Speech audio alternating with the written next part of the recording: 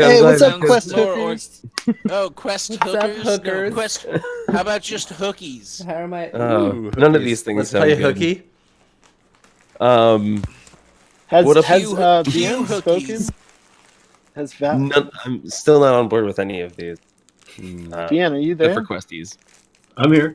Oh, okay, cool. Hi, how are you? I never What's said up, hello man? to you. Glad you're here. Glad Yeah. to be here, Well, glad you guys are all here. Hey. but especially me. Especially especially Nate. Nate. Especially Nate. That's the new sitcom. That's it. Nate Especially.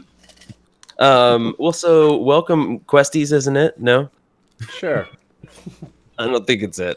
Chad, why don't you it's tell us I what think you it- guys want to be called? Welcome, hookers. Yeah, To Now Quest you're is- hookers. Hookers tonight. It'll change every week, right? Yeah. Kind of like Walden's last name. Right. Although Horst Saperstein, I think, has got to be the Horst Saperstein is pretty fucking great. hilarious to me. I don't know why. All right, What to say? Sapersteins. It is Sunday, 8:00, Quest Hook time. Let's get things rolling because I'm chomping at the bit, I think is what they would say. Apparently, the original saying is champin', but I never agreed. Champing? I prefer chompin' because it makes What more is sense. champing? I think it's like just the sound, like I don't know, just the idea of them like. They make like a champ sound when they're doing it. But apparently that's the original saying, champin' at the bit. But All right, I thought well- chompin' made more sense because you're like chomping as the horse on the bit because you're ready to go. Smack my ass and call me Sally. So, I'm champing at the bit then. No longer chomping. I'm gonna still. Welcome say to Quest chompin'. Hook. I'm your GM. I'm adequate. I'm Tom. And we'll go right down the line of Roll20, which should be our sponsor. Sponsor us. Sponsor us. You should sponsor us. All right. Jimmy J. Jimmy Johnny. J here. Hey guys, how's it going? Jimmy J as Visredel Veilna, the elven wizard extraordinaire, whose whimsy and lack of any sort of careful planning got us transported across an island. That was fun. But you're back. But we're back, and now opening the door for us is Faryuan Bien. What's up, guys? I'm Bien, who everyone calls Bien. I play as Ewan, the man of many halves, our resident spear fighter. And yeah, happy to be here. Walden. Hi there. My name's Nate, and every Sunday night, like around 8:00, I start speaking in this horrible Southern accent. I do declare. I do declare I play as Walden. And he doesn't talk like that. But he does have a horrible Southern accent. He is a rogue. He is a gunslinger. And he has a little bit of magic in him. You know, we're going to find out about more of that soon. There's Ooh. more than meets the eye. He's like a And transformer. the man, yes, the man that breathed into his mic, that's Kenny. Our He's bear man. currently a bear. Kenny, are you currently a bear? Yep. That's Joe playing Kenny, currently a bear. Gnome druid. Hashtag I'm a bear, says Kenny. As far as what's up in the chat. And if I could just, if you hashtag, you can't use any, you got to put all the words together. They can't do You spaces. can't use apostrophes either. Technically, it would be like. Well, he is a bear, so he's not really on. You know. There you go. There you go. The wizard's got it for you, bear. Yeah, thank you. Anytime. Just some hashtag This etiquette. is why Joe is not in charge of social media. Although he should be. If we ever do it, Joe, with your memery. There's got to be a filter though, because things will get not safe for work all of a sudden. Real fast. He doesn't even know. Val, can you give us a recap? Yeah. Tonight on So- With or Shill Moments. Ding, ding, ding, ding, We're ding, almost there. ding. We're almost there. So previously on Quest Hook, that night the gang heads out to the rancid along with Tonri's trade caravan. Kenny takes the time to talk about the island and its inhabitants with Tonri, who fills him in on all the apex predators, which include the gargantuan Trexosaur, a Tritop, and the raptors. He also informs the group on where to find the ingredients to heal Fao Yuan's hand. Everyone begins getting to work as they reach the cliffside, watching over the rancid. Josh Brolin, Fao Yuan, and Kenny begin rappelling down and begin establishing pitons to lower the supplies down. Fao Yuan spies seashells and chalk along the cliffs and, with Kenny's help, procures them. In the meantime, Walden and Viz learn that Tonry has traded supplies for firearms and offers to train the Bonbin on how to properly handle them throughout the night. In the evening, Kenny, as if part of the pack, hunts with the Bonbin Allosauruses. The next day, the group parts way with Tonry and make their way back to the shrine of the Davari. When they reach the waterfall, however, they learn that they are being hunted by a pack of raptors. Taiyuan and Billy Bob quickly rush to defend the group, not wanting to let the raptors break their ranks, while the rest establish fire from behind. The battle was quick and, much to their relief, painless, but is short-lived when the tremoring steps of a giant Trexosaur is heard closing in. The gang immediately retreats behind the waterfall before the Trexosaur sets upon them. As they scurry into the shrine, a bellowing roar can be heard as the dinosaur dives into the corpses of the slain raptors. I still think we could have taken the Trexosaur, but, you know. Yeah, man. And to finish it off, you guys sort of went through the doors that you've opened before that were behind in this cave, the small cave behind the waterfall, and you've closed those stone doors behind you. Mm-hmm. So you guys are now in the... it's pretty dark, this cave. Or this, I should say, this shrine, because you guys have explored some of this just a little bit. But it's dark, safe for any torchlight or anything like that you guys have. Several of you can see in the dark, so that's pretty helpful. But at least our cleric, Billy Bob, and our rogue, Walden, are going to have a tough time. So, Gosh darn it. I guess we'll pick things up right there. This corridor is about 10 feet wide, about 10 feet tall. The walls are hewn stone, as are the ceilings. There's a layer of dust that covers the ground here, though there's a bunch of footprints and passage and stuff like that that are from you guys before. Otherwise, it was completely undisturbed before. It's kind of like a polished marble floor underneath these layers of dust. Other than that, it's fairly unremarkable at the moment, except for the fact that it's really well made.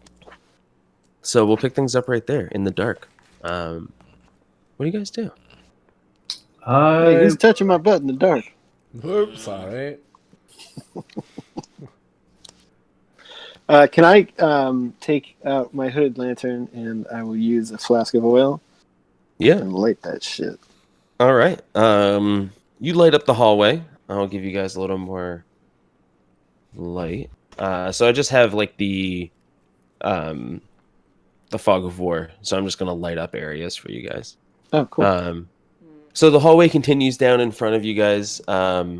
Your measurements should be pretty accurate. You can see it goes for another 50 to 60 feet, and then sort of gets a little bit darker after that.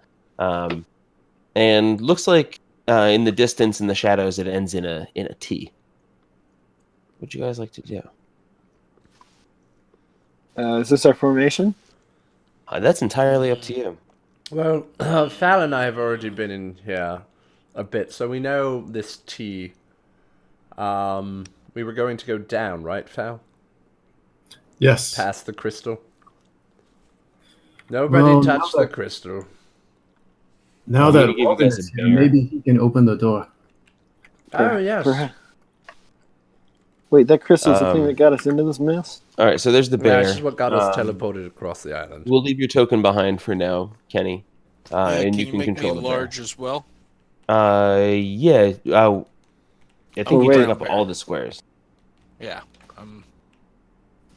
I'm gonna either go So first you guys or last. continue down the hallway. Faoyuan, you get to this T here, and you notice that the hallway extends to. We're going to use just like cardinal directions. Extends to your north and to your south. Mm-hmm. You've been in this hallway before. You know that it ends. You haven't been to the north. You know that partway down the south hallway, there's a door. And that it ends in sort of like a turn. And you remember that the crystal is probably around the corner. Yeah. So I walk up to the door and I Okay. whistle for Walden to come over and So say, Man. Quick pause, Catimus, Chris Catty. Thank you so much for watching us. Welcome, my friend. Anyone who doesn't know, Catimus is a friend of mine IRL. He's a wonderful lad, and we play video games together, and he is going to Sweet be a deal. pilot. Cool stuff. welcome on, man. Awesome. Well, I so mean, he already is a pilot, but he's going to do Walden, it professionally. you haven't been here before, so you notice that the footprints in this dust and stuff like that take a turn to the south, and they don't extend to the north.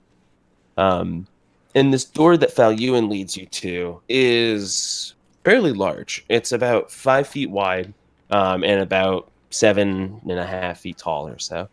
It's made out of stone, and it's got some weird carvings in the stone. It looks like 5 orbs arranged in like a upside down triangle fashion, with a kind of like a band around it. I think I drew a picture of it for you guys at one point, right? Yes. "Yeah, it's an upside down trapezoid." This looks like more of Viz's thing, man. God damn, I can really smell that bear. Kenny, you really smell. You can really smell. You really get the whole sense of just being caught in this tight little area.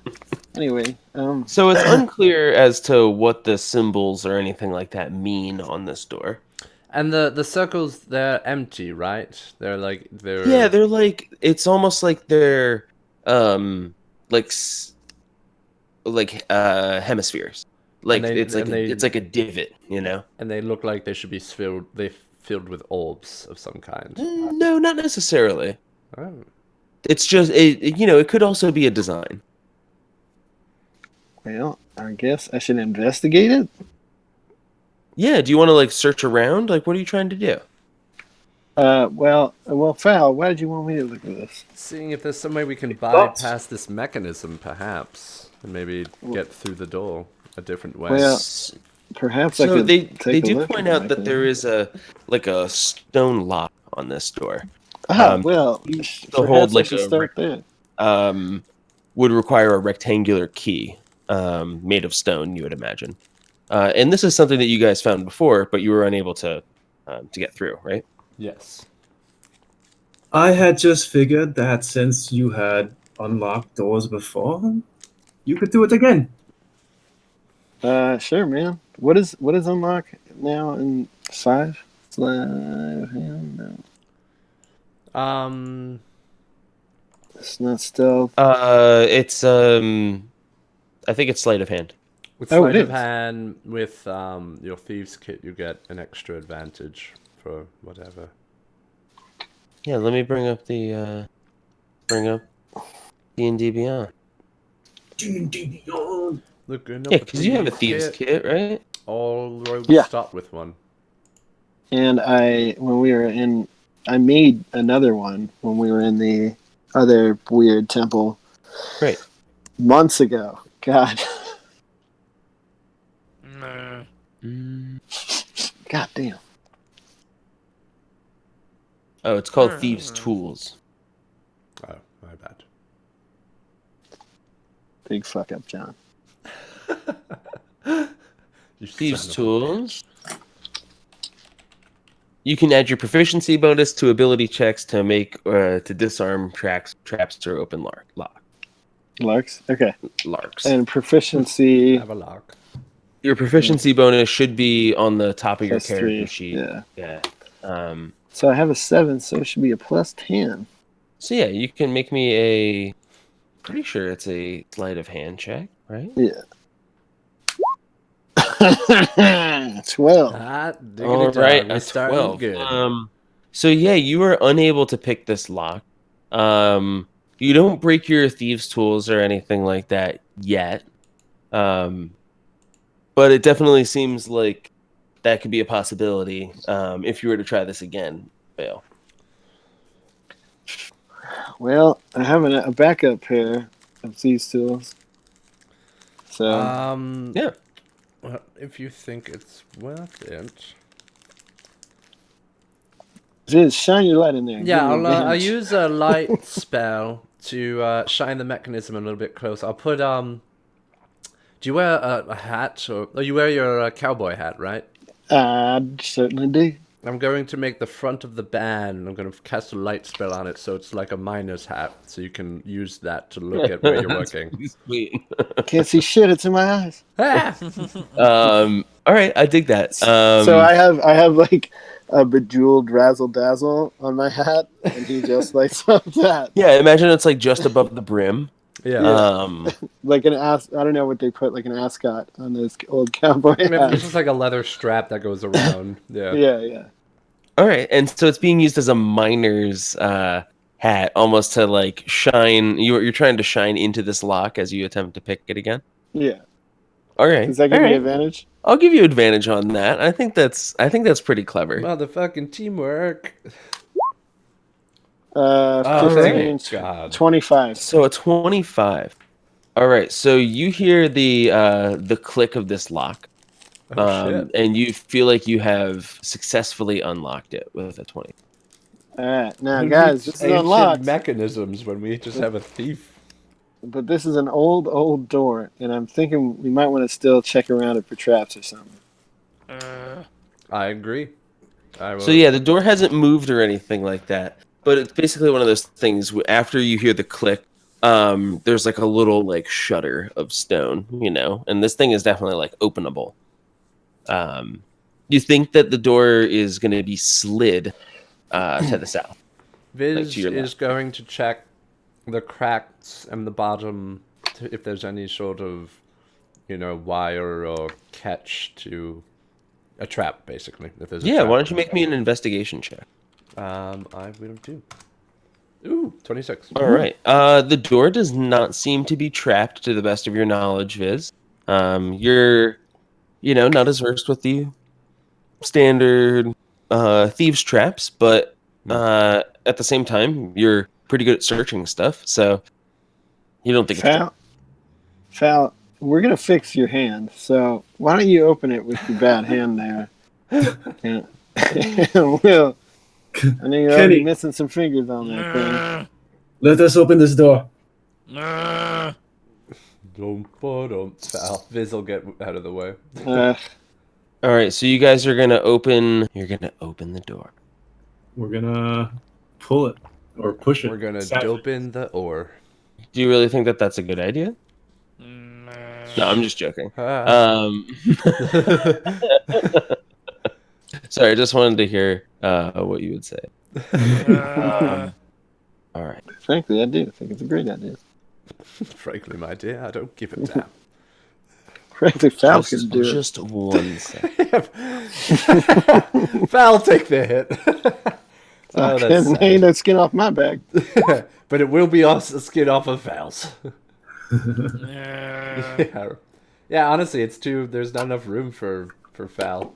But this is a Kenny solo job. Okay, sorry. I just needed to make sure I had everything set for you as far as all the monsters and stuff like that. Yes, of course. The myriad of All the denizens. fell beasts across the doorway.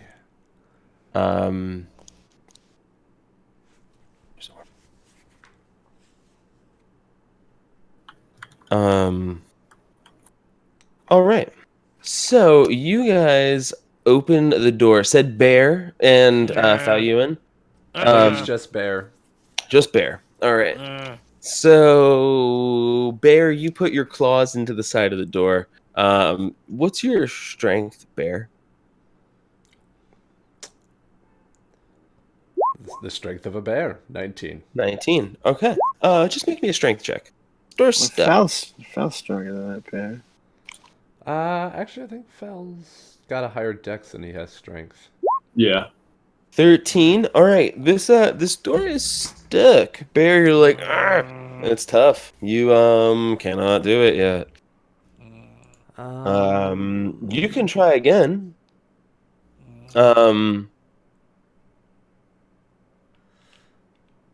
All right. Never mind. Second try. Our bear puts a little bit more oomph into it, and slides the door open. And this room that it opens up to is quite large. It is. Let's see. It's about 125 feet across in both directions. And there's several doors that lead out of this room, and several features in this room as well.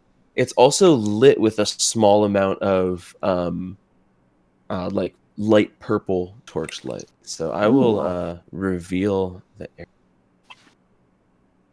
Well, that is not ominous at all. Ooh, that is a large room. And Gosh there's darn some it. little doors there.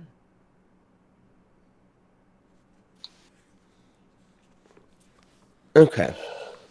So the room in front of you is similar to at least in decoration, is similar to the other rooms that you found, or the other hallways and stuff you've found so far. The floor here is at once was polished marble and is covered in decades, if not centuries, of dust. The ceiling here is slightly higher than in the rest of in the tunnels or the hallways that you're coming from. It's sort of in a barrel vault that goes to nearly 60, maybe 70 feet at its height. So in the center. So it's sort of pretty big and open in this space. It's not very drafty. The temperature seems pretty steady at like maybe 68, 70 degrees. It's pretty dry in here as well.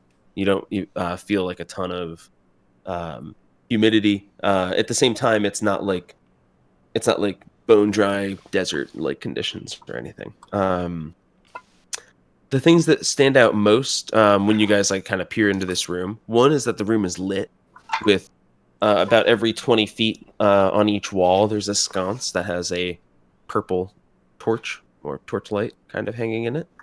There are also 5 large wells that are kind of situated in the center of the room in a strange configuration. And then there's a big pool that is currently filled with like stagnant water on the south side of the room. The pool is pretty long and narrow, and it looks like it's got a series of steps that descend down into it, which I will note for you.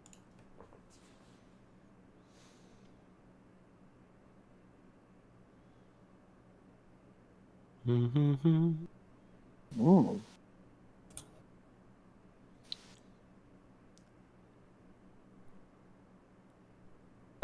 So what would you guys like to do? Walk right in.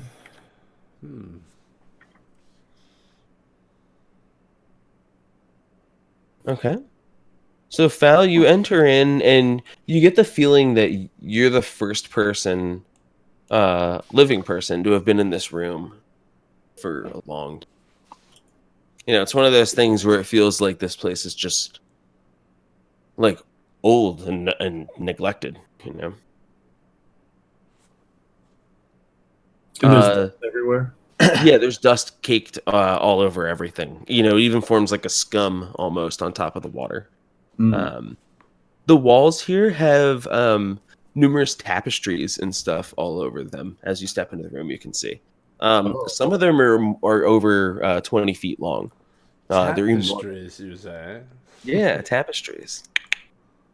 Wow. Let's look at the tapestries.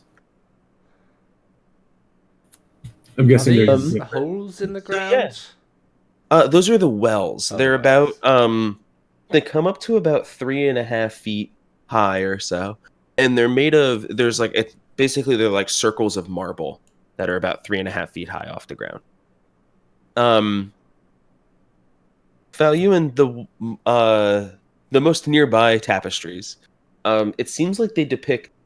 They look like historic like records almost. You know, where it's like men on horseback, and like you see like like battles of angels and demons, and you also see like all sorts of what looks like magic and spells and things like that. And it looks like almost like a history of some sort of maybe some sort of cataclysm or something along those lines. Whatever it is, it seems rather violent. It's not in the sense of that it's like glorifying the violence, but just like everything seems to be conflict. It's not glorifying it, it's just saying a lot of it has happened. Well, yeah, but it's not like it's not like gore for the sake of like decorating their walls and things that they enjoy. It's like tastefully done as far as the imagery. Right.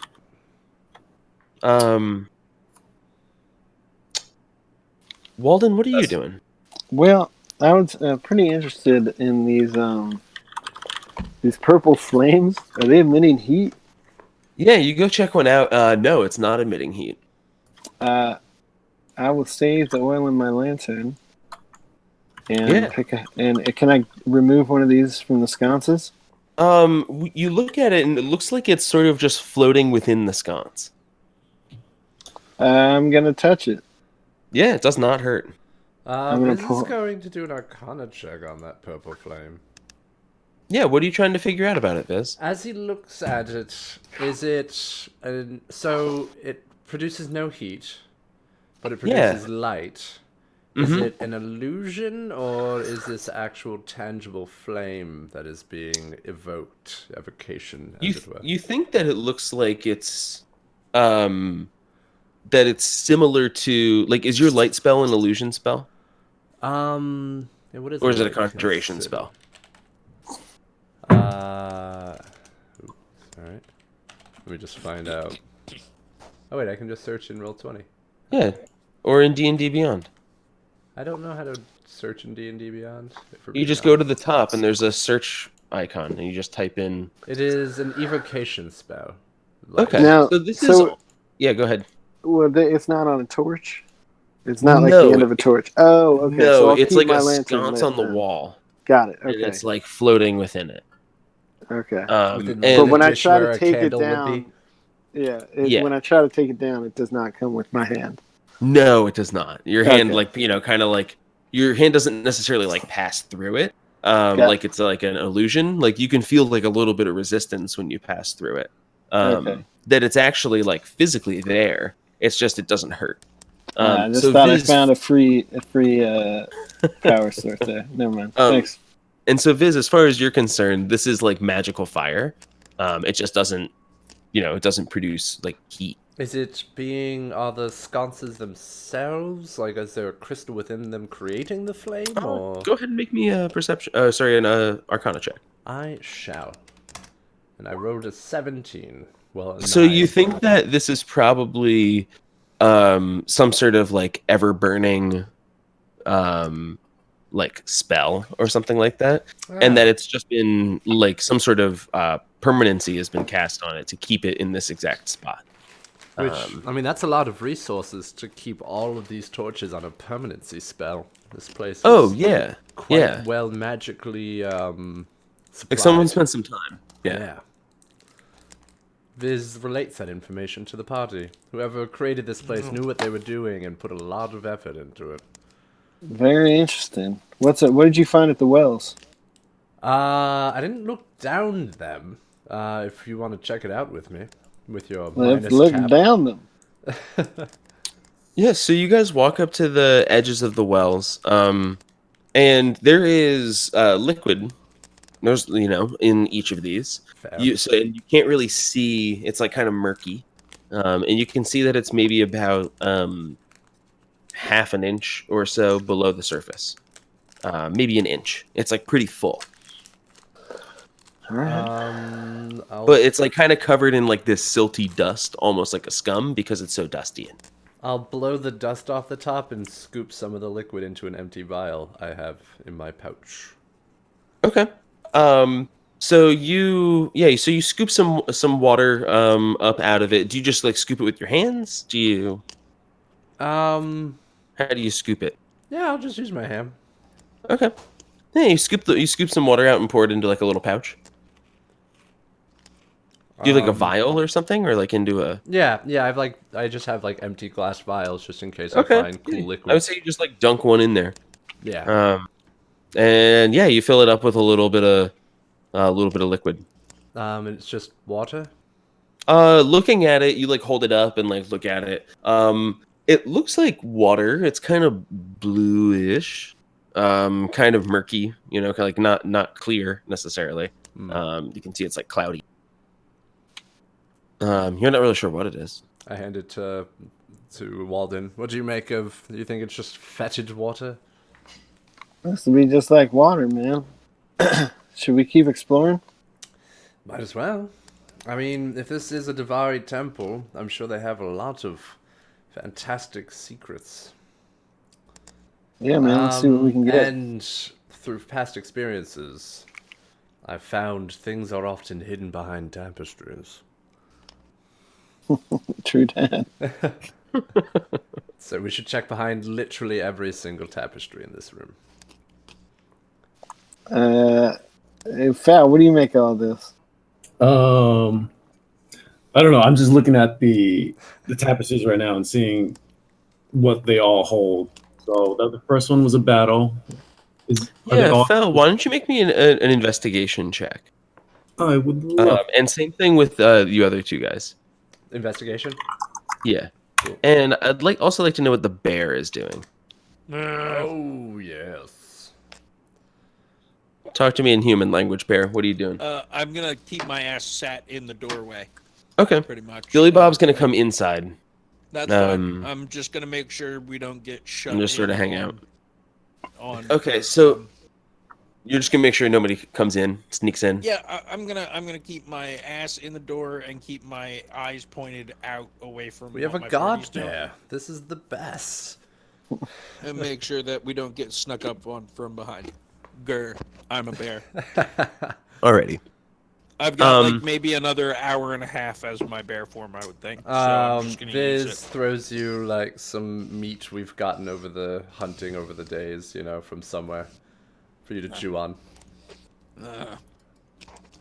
So Viz and Walden, you guys begin to search some of the tapestries while Falyuan is kind of Soiling himself. looking over. No, he's like looking over them. He's trying to figure out what these things mean. And Falyuan, you're like not really sure. You're like, I don't know who any of these icons are. You don't really know what they're trying to depict. It's one of those magic. I hate magic. yeah, it's one of those things where you're looking at it and you're like, it would be like if you went to another culture's, museum or something like that, and there was no labels on anything, and you were just looking at it and you were like, well, looks like these people didn't like these other people. You're just like zero conclusions are drawn. Viz and Walden, you guys do a tremendous job searching these tapestries and do not find anything behind any of Damn it! them. They're just we tapestries. tried. Those were such good rolls. Point of being a bear. While they're searching these tapestries with such good rolls, do they discern anything about the history of the tapestries? Yes, are we also gathering information I mean, about?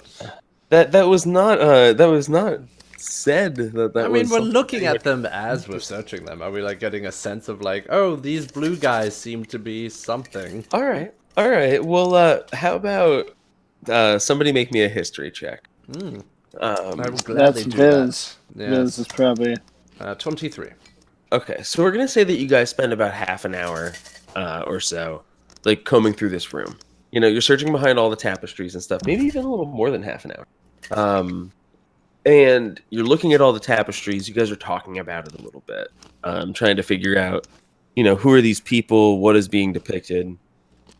And Viz, you don't know who. Like, even through your best recollection, through like all the histories and stuff you read. You don't know who these people are. It's depicting five. But what you do gather is that it's depicting 5 different people. They seem to be prevalent in each of the like series of tapestries. Some of them appear in multiple of them together, and some of them seem to appear in ones on their own. And so it seems to be telling the story of like 5 different people. And Are they that's sort all of humanoid? Do they all look similar? yeah, they're all humanoid. There's like I said, there's 5 of them. Right. And they're sort of depicted on this wall, on these 3 walls. This wall here, this wall here. So even on these little side ones, in these areas. So that seems to encompass like these 5 people on their own. And then the southern wall is like a big series of tapestries that seem to all go together. That depicts the 5 of them seeming to be battling against some sort of like evil or demonic force. Or They something joined along those lines. forces against a central evil. Yeah, it seems like you get a real like Justice League vibe. Like, Tight. okay, all right, these guys are like, here's their origin stories. You're like, okay, I get it. Like, this is depicting the story of these 5 individuals and how they came together Wow, to. both of those guys' moms' names are Martha. Weird. The one thing you don't understand though is who these people are.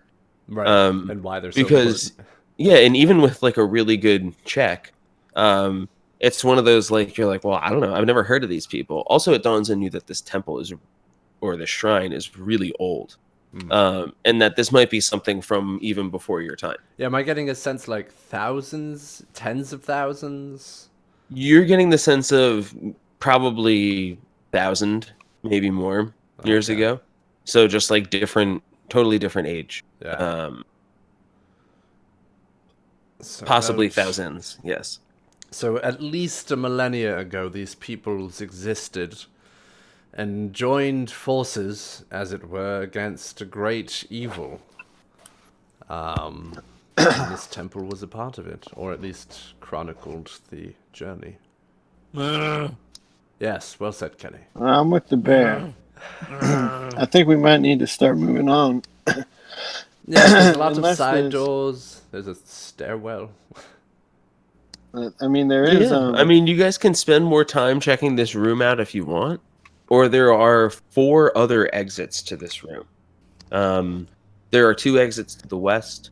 There are 2 exits to the north, and there's the exit to the east that the bear's still standing in. Yes, we the never one of the exits did. to the north, the one to the northeast is just an archway that looks like it leads into another corridor.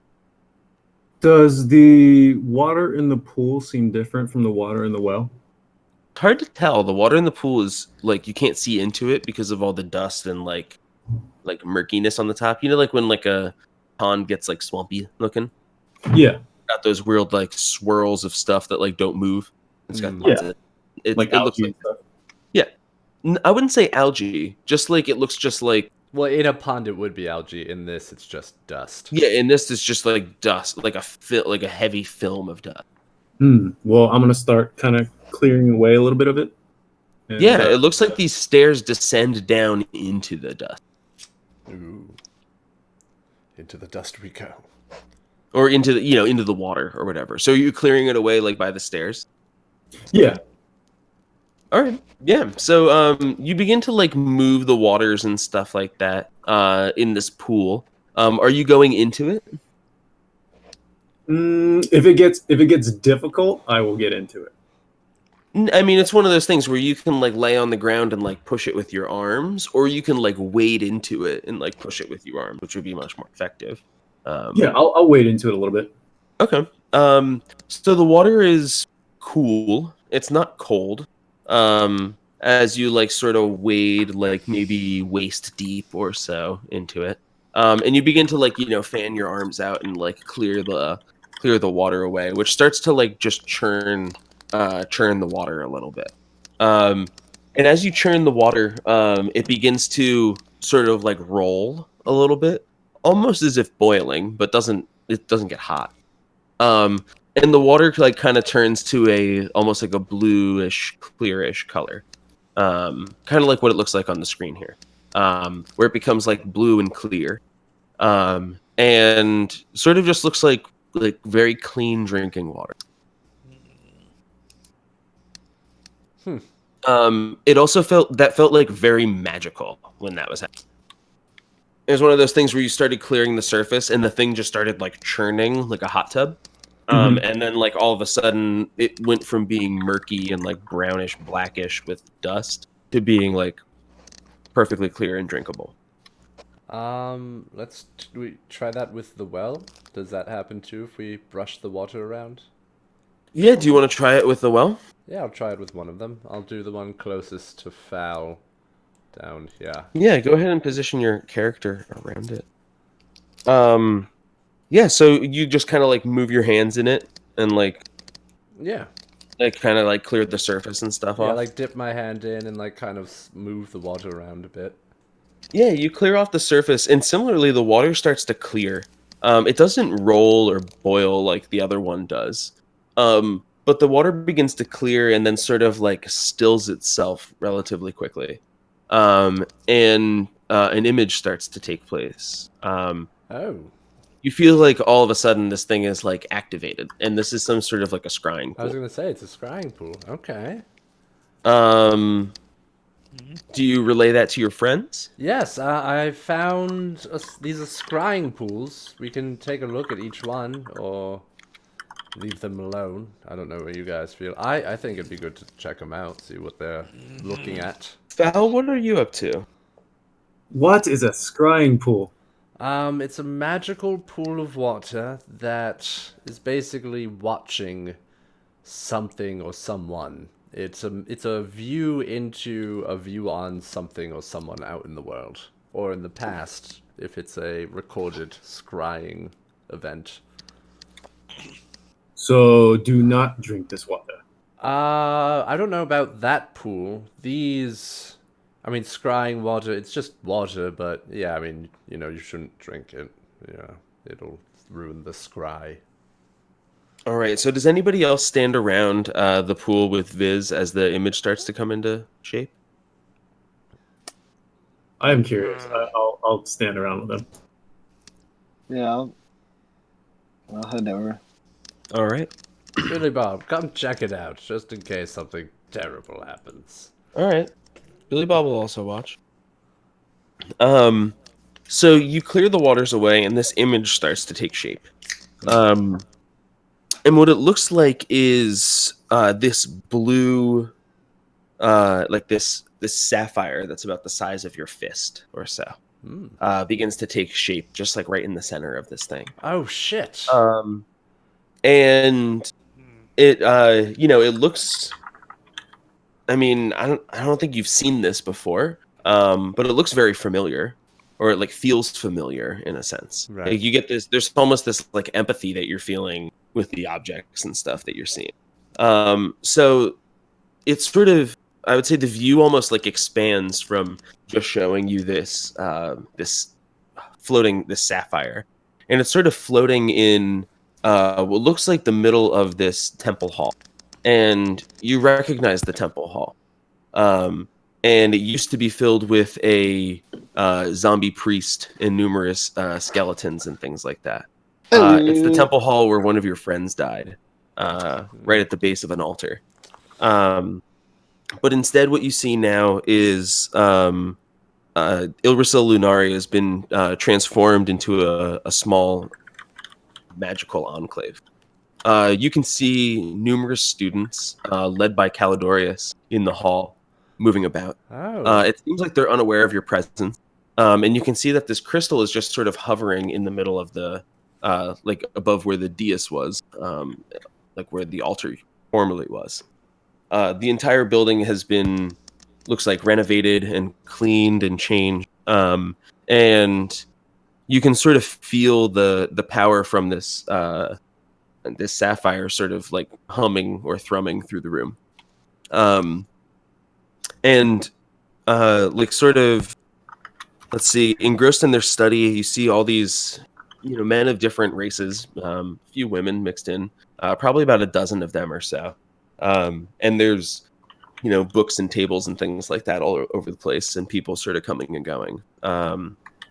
And, as quickly as the image sort of comes into view, it fades again.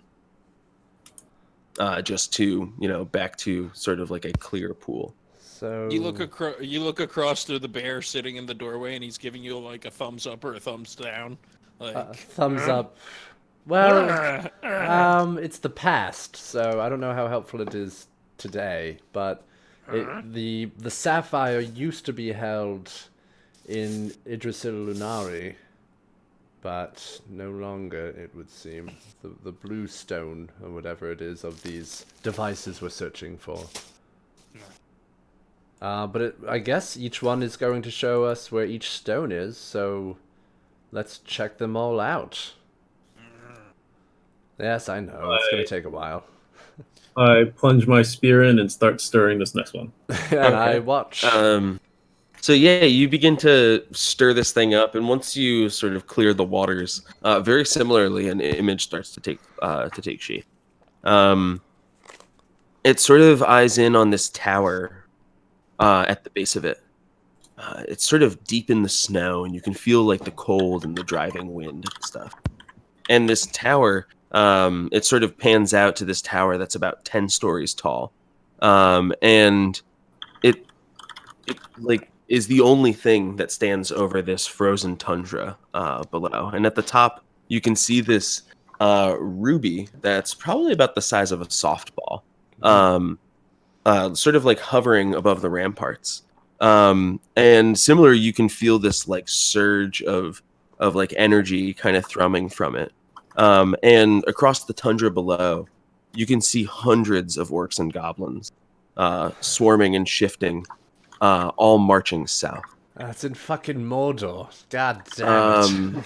And you can tell that this is somewhere, you feel that this is somewhere probably in Kel, maybe north of Gallisbury or something along those lines. And as like the view sort of like pans across these hordes that are all headed south, you can see the shadow of a very familiar shape come over top of them, as you hear the screech of that white dragon come through the air. And it sort of brings it then back to swirls back to its colorless pool, and back to the still waters and no image. Well, this isn't getting any better. Yep, on to the next. I'll stir up this next one in the center. Okay, I imagine you guys are all watching this. Yeah, we're just kind of going one to the other. Okay. At some point, the bear joins you, like looking over everything. Yeah, I'm like, can he just get over here? He's like, imagine like you finish one and you look over your shoulder and like the bear's standing there with his arms crossed. You're supposed to be watching the door, and he's like, how did you sneak up on me? All right, so you disturb this pool in the center here, and you can see that what you're getting here is you're no longer in this snow-covered tundra area. You can see it's sort of like it's in the almost like the driving rain, and you can see this stately man walking the ramparts of a wall. And Walden, you recognize this man. He is, and you also recognize the ramparts that he's on. Yeah, this is Corvée. And I would this recognize that as well. Yeah, I will get to that actually. But this man, Walden, is the leader of the gang that you work for. The Cerulean, goddamn. Yeah. His name, hold on, let me see. I've got his. Just so I just want to make sure that we're all on the same page. Well, I'll open up. Is Gozen. His name. Von Habsburg. Ooh. His name is Cyan.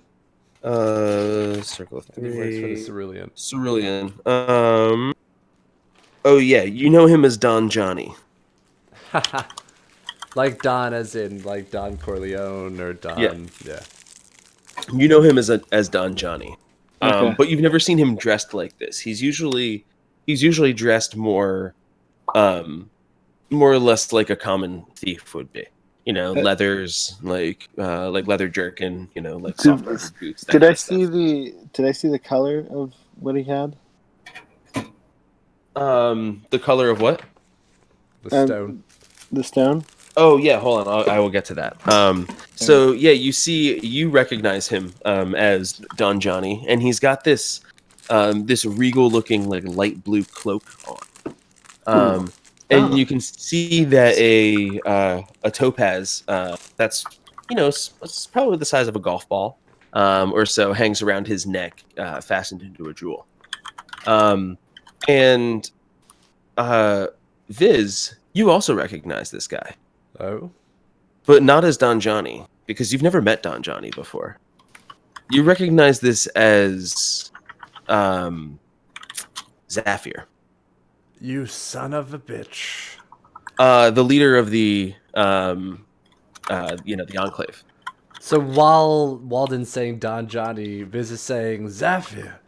Yeah, exactly. And you're both like, oh, what? Excuse me? And you can see he's walking the ramparts high above the city of Corvée. And he has a very calm demeanor. And it's sort of unsettling amid the horror that you see below.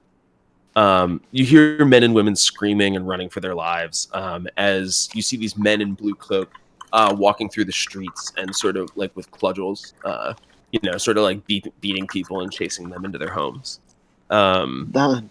And you can see that there's you see a few of these men in blue cloaks that are almost holding people up with like magical spells, like holding them like 3 or 4 feet in the air and threatening them and stuff. And people are terrified. And you can see like smoke rising from various points in the city. And Zafir just sort of stands there, or Don Johnny, however you want to call him, surveying the scene below. And as he turns and the sort of pans over the scene of the city that's partially in flames, you can see the light blue emblem of the frost line on the black back of his cloak. What? No, Don. What are we doing? And the pool again begins to sort of change back to clear. Well, it would seem neither of our organizations are to be trusted now. This is disappointing. On to the next one. God damn it. And he has a tote. Ah, fuck. This is bad, guys. So you stir this other pool, and it sort of zooms in on this large amethyst. Looks like about the size of like a human heart, like kind of lumpy, not very polished or anything. And you can see it's clutched between the hands of this, like these 2 skeletal hands. And it sort of pans out, and you can see that this is being held by a man dressed in like full plate armor. He has a large sword laid across his chest, and he's obviously buried. This is like in a casket somewhere. And it looks like his surroundings are all made of stone. There's lots of like gold and trinkets and things like that surrounding him. He looks like he's been buried quite regally. And you can see that as it sort of pans above this, the room is also itself like undisturbed that this casket sits in. You can see the casket has the visage of like a knight like carved into the top of it. And as the scene continues to pan out, you get the feeling that this tomb sits at the bottom. It sort of like gets forgotten at the base of some sort of temple somewhere. Oh. And you can, feel that this temple is sort of like buried within the woods on some island somewhere. We're in the woods on an island. And then the pool begins to turn more crystal clear again. The only thing you found so far that isn't in some sort of chaos or destruction, maybe. I guess the first one wasn't so bad. Murr. Yes, Kensington. No, he means that is Mathigan's Rest.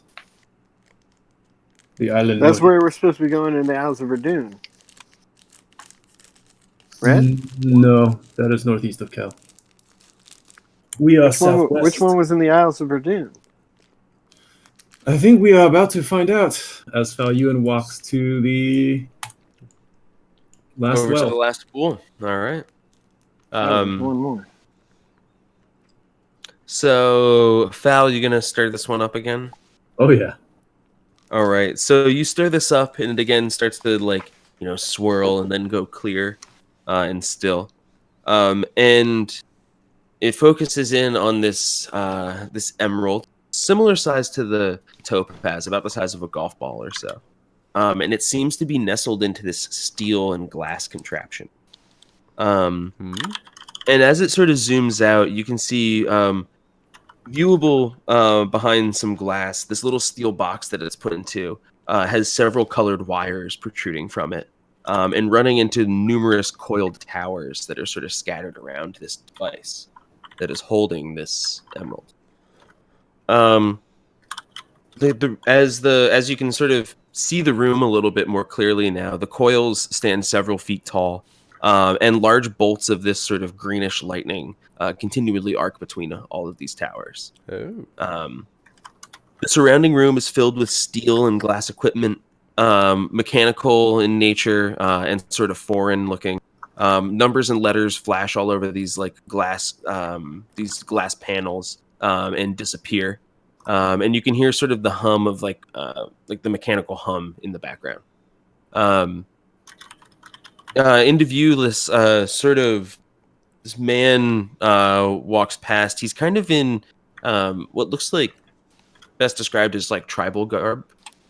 He has olive dark skin, and he has a strange looking helmet on that has this sort of glass lens in front of one of the eyes. He pauses at one of these machines that has one of the glass panels on it, and he taps it a couple times with his finger before continuing on and out of. And again, the pool starts to go sort of clear again.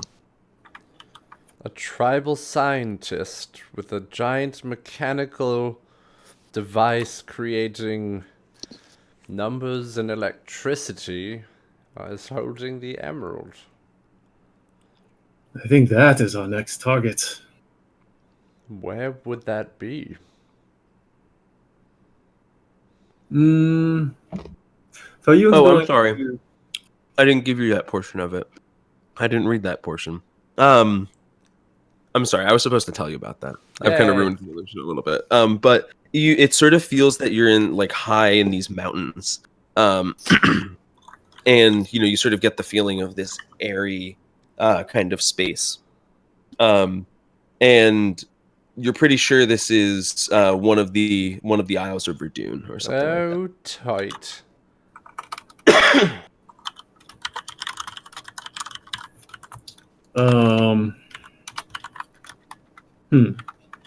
Having seen all that, Val Yuan is going to pull out a cooking pot, gather water from each of the wells, and see what happens when he places it into the pool here. He's gonna put all the water from each of those wells into the pool. Mm-hmm. Okay. Yeah, you do so. Nothing happens. Okay. Well, Yeah, worth a shot. Well, now we know all of that. Yeah, what would you guys like to do? Do you want to discuss that for a minute as a group? Yeah, well, so the ruby is being held by the Lich, by the Frostline. The topaz is being held also by the Frostline, by who we have recently discovered is leading a dual life, the head of a cerulean and the head of the Wizard's Enclave, which is rather upsetting to learn. Impressive. I The do not suppose. sapphire was in Idrisil Lunari and held by Cal. Yeah, you get the sense that it is currently. Oh, it's being held by Cal. Okay. Which is great. And yeah, that amethyst. Where were you saying it might be? Where you think that... Cal had told us it is at Mathigan's Rest, the island northeast of Cal. Oh, and we are quite literally on the opposite side of Cal currently. So. Yes. We could get there by Theldar, but we are a ways away. Well, I know a few places we could teleport, and I think I could get us there. I think while we are here, the Isles of Verdun would be our next sensible target, and then possibly Mathigan's Rest, since it is not in anyone's hands. Yes, we Would be should claim the easiest. unclaimed before we try to take on any of the baddies who are holding it currently. Now, Viz, you can't. I know that I've seen you do some weird teleportation stuff before. You can't get us to any of these places now that you know that where they are, right? I would have to know the exact symbols, therefore coordinates of wherever that may be, like wherever in the world that that may be. Okay. I know how to get us to Corvée because I spent a lot of time there, and the Wizard's Enclave there is a good home of mine, and that has a teleportation circle, but I don't know if we should be in Corvée anytime soon. Okay. All right. Tom, did I recall, or do any of us recall any similarities between the tomb and the knight buried in Mathigan's Rest and the Mathigan we met? No, not one and the same by any means. Okay. Yeah. In fact, only similarity would be the fact that they both wear like heavy armor. And they both bear the same name, or supposedly. Yeah, the same called first Mhm. name. Okay. Yeah, so not nothing. No leads Besides to that. pull in there. Yeah. Okay. Yeah. So what would you guys like to do? You're still in this room with several exits to it. There's a pool that hasn't really been checked out too much, and several doors leading out of here. Oh, the pool being the main pool? Yeah, the Yeah. big pool. I mean, you've walked through it and stirred it up, yes, and poured some waters into it. But I Well, mean, once it was clean, I guess we could dive in. Well, Yeah, then you I can will take a get to bath in if you want. I will take out my trident and start stirring it up. Yeah, so it's Yeah. clean. It is clean. Like it was like after with that rolling boil type thing that it did. It is clean. If it's clean, since Viz doesn't really wear much armor, he'll take off his cloak and shoes and he'll go in. Yeah, you climb into it. It is cool. Takes off his belt pouch and everything too. I don't want to. Yeah, you begin to swim around a little bit. And the pool, goes to about chest deep or so. Hmm. And you don't feel like there's any it just feels like wet pool, if you will. Can you make an Arcana check? I can. 23. Yeah, you can feel that this thing, the like, how do I put it?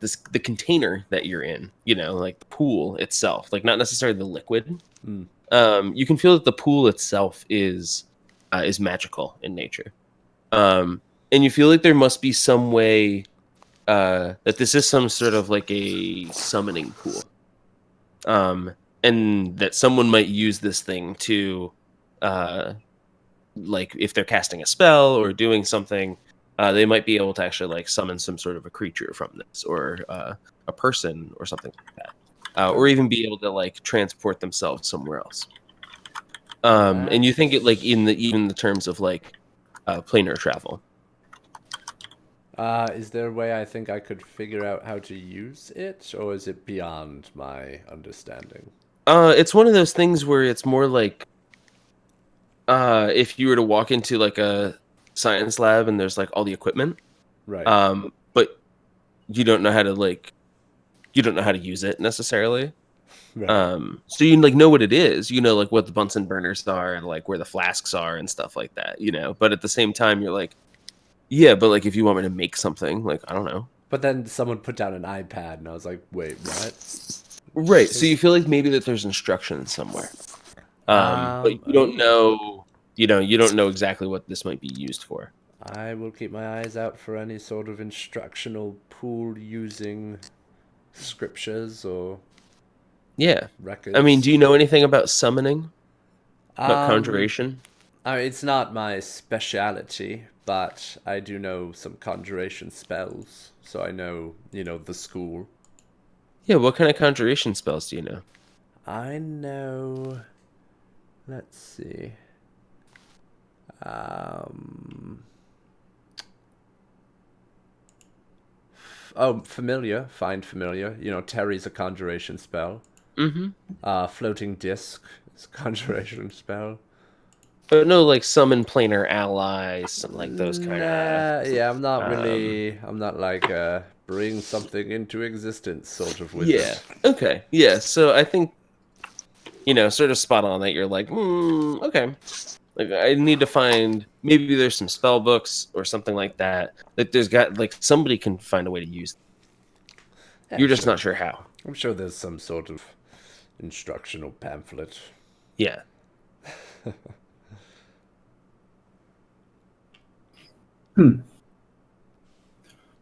Okay. All Well, right. if there is nothing left to look for here, next rooms. Maybe you can find out how to use it deeper into this place. We'll get deeper. Don't you worry. It looks like Kenny's chosen our next spot. So Kenny, you begin to lumber towards this archway. Sort of sniffing around a little bit, I imagine. Kind of looking for what's coming up next. And let's see. And you can see that from where you are, this room is not lit, but the one that's sort of before it is, so you can still kind of see into it. And the room itself is, made of stone and everything like everything else. The room here comes back down to about a 10-foot tall ceiling. Let me unveil the area.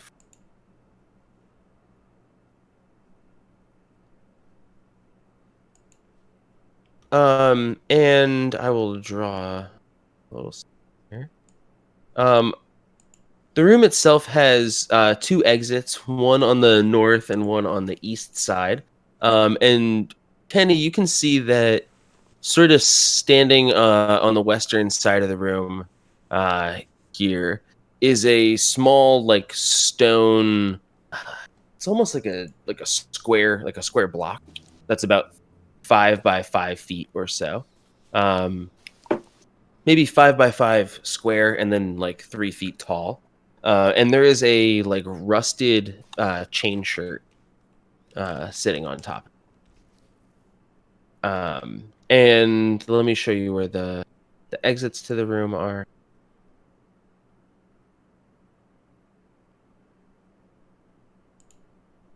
And exits here. So yeah, that's what you see. The doors look like the other ones look like they're stone doors.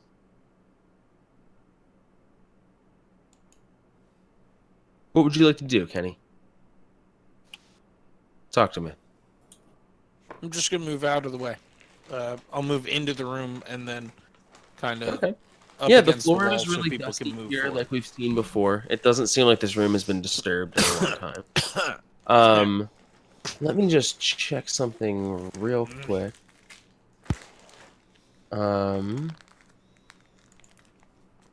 Yes, it has appeared I've soiled myself.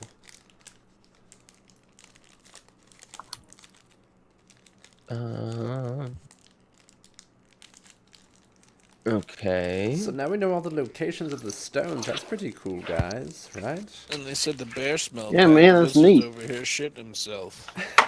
This motherfucker's shitting his pants. It's Uh, unfortunate that everything's going to shit. Yeah, that wasn't fun to watch. I'm gonna be honest. I do not suppose you still want to go to the arches and meet you. okay. I Yeah, so Fel, definitely want to you go to head the into Arches and the meet with Jake. Your the dead room. friend who's dead. You can I see hope this not. rusted looking chain shirt sitting on this little pedestal. Does it appear intact? Like it's still one piece, not punctured or any or damaged in any way? It's just rusted. No, it looks like it's just like rusted. It looks like it's all in one piece though. I'll pick Pick it it up. up, man. Um, all right. Okay. I was gonna Yeah, say, you watch pick out it for up. It's traps. definitely like it kind of shakes the rust off of it a little bit. And you can see that this thing is a really nice make. And is actually probably like a lot nicer than it seems. It's just kind of needs some TLC. Interesting. Who in our party wears chainmail? Not Ty. Not me, man. Kenny, where's your bear stats? They're in the back of the player's handbook.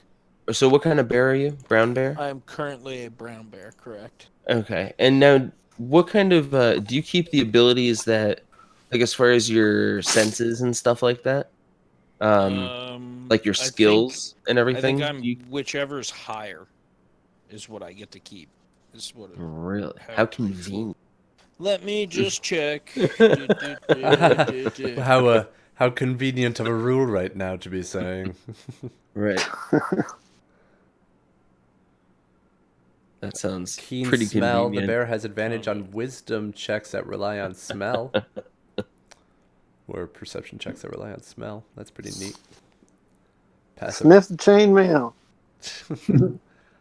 Is it stinky? Watch out for the trap. Yeah, would it be in some sort of underneath in the thing chainmails. under wild shape? Your game statistics are replaced by the statistics of the beast. You retain your alignment, personality, intelligence, wisdom, and charisma scores. Intelligence, Also wisdom, and charisma Charisma scores. scores. You also retain your skill and saving throw proficiencies, in addition to gaining those of the creature. If the creature has the same proficiency as you, the bonus in its stat That's good block enough. is higher than Good enough for yours. me. You use the creature's. Who's got? Who's got? So Kenny, Wisdom, I've got a +4. yeah, that's. I was just wondering, like, what your senses are like when you're a bear, as to if you're, if you're like, senses. yeah, if you're just like a stupid bear, or if you're as good as Kenny is. And so you notice, Fal doesn't notice this because he's checking out the chain shirt. You notice that there's something slinking towards you. Oh. Out of where? Dun, dun, dun. I'm just gonna let out a ferocious yell at whatever is slinking towards me. It was almost invisible. Hey. And it's slowly just like it's like moving towards you very slowly. I'm Run! going to push. It's like I mean, into the Faluan sense out the that back it's of the like, room. I mean, it doesn't even. Yeah, so it's moving. Push very him slowly. out of the room and back up out the room if Sorry, I just can. getting the size. What the hell? What was that for? Ah! Val, now that he points this thing out, you see there's this like 10 by 10, or sorry, 10 foot tall by, it should be 20. I'm like feet 50 feet wide. There we go. you see this like 20-foot wide wall of what looks like jello slowly moving towards you. I'm gonna push everybody out the room. Oh, And what the hell, then, man? What's in there? What Um, happened? and scream at the door. You And hear this, stand like- my ground right about here. What the fuck is that? Viz will peek in and see what this gelatinous what's in there. He doesn't know it's a gelatinous cube. Jesus Yeah, Christ. you poke your head in and you see this jello slowly moving at you. Do I know what it is? I don't know. Maybe. Make me a. What is this thing? It's a large ooze. Make me a nature check. Alright. I have a pretty good untrained nature. 12. You're like, jello? What? I'm like, You're like, never edible? seen this before. Maybe. Looks weird. Let's back up. You also notice that there's skeletal remains and bits and pieces of like armor and stuff like that in this thing. I'm like, I'm gonna take a wild stab at it. Absorbs and then decomposes things inside of an acidic, gelatinous-like belly. Should we It be getting the begins hell to out of move here? towards the door. I think we are going to have to fight it. Everybody move out, and we're going to be shooting at this thing. Everybody, bear, move. It begins to squeeze through the Billy arch. Bob, run! If you I'm guys gonna want to pull start out- attacking it, we can. Biz will definitely shoot Yeah. a spell at it, yes. Okay, shoot let's my go ahead and revolver roll at it. initiative. Alright. As the gelatinous cube begins to come at you guys. Let me just clear the turn order. no. Don't add anything yet. I don't go early, and that is bad.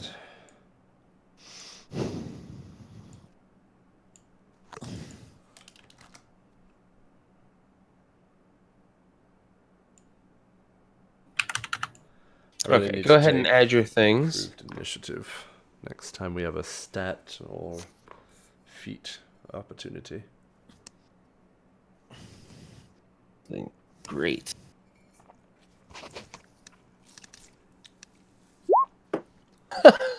Oh, you son of a bitch! Oh, fuck. All right. Let me roll for Billy Bob. That should be for Billy Bob. Yeah, that was Billy Bob. And the gelatinous cube goes at 11. Yes. Or put Billy Bob at a. Well, we'll put him at 11. 11.1. What's your dex? Kenny? Nothing. As a bear? Bear stats. Okay. So Walden, you're gonna go first. You begin to feel that the threat has grown to the point where this thing is now coming at you. And you can see it's like squeezing down, and it's like this thing has some sort of sentience, and it seems to want to come at you. Well, I'm gonna shoot my pistol at it. Alrighty. Go ahead and make me an attack.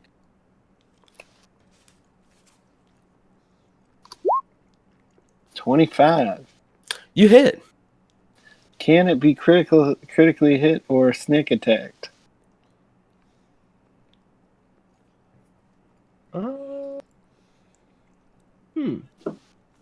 Blinded, charmed, deafened, exhaustion, frightened, prone.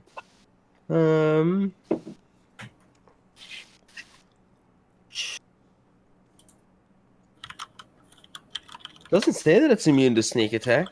How Well, about- then I shall sneak attack it. Yeah. And let me just triple check my revolver. 2d8 plus 4.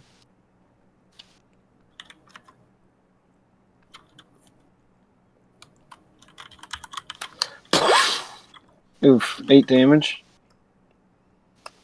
And I shall roll sneak attack. Alrighty. 9. So overall, Alright, 9 17. Okay, let's see.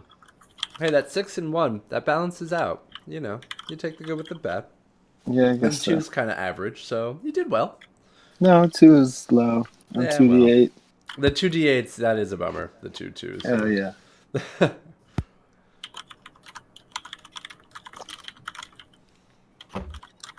Okay, so you hit this thing a few times. You like shoot bullets at it. It like the bullets kind of like tear through it, and like it looks like it's got some bullets in it now. It might be helpful. You think if you shoot it enough,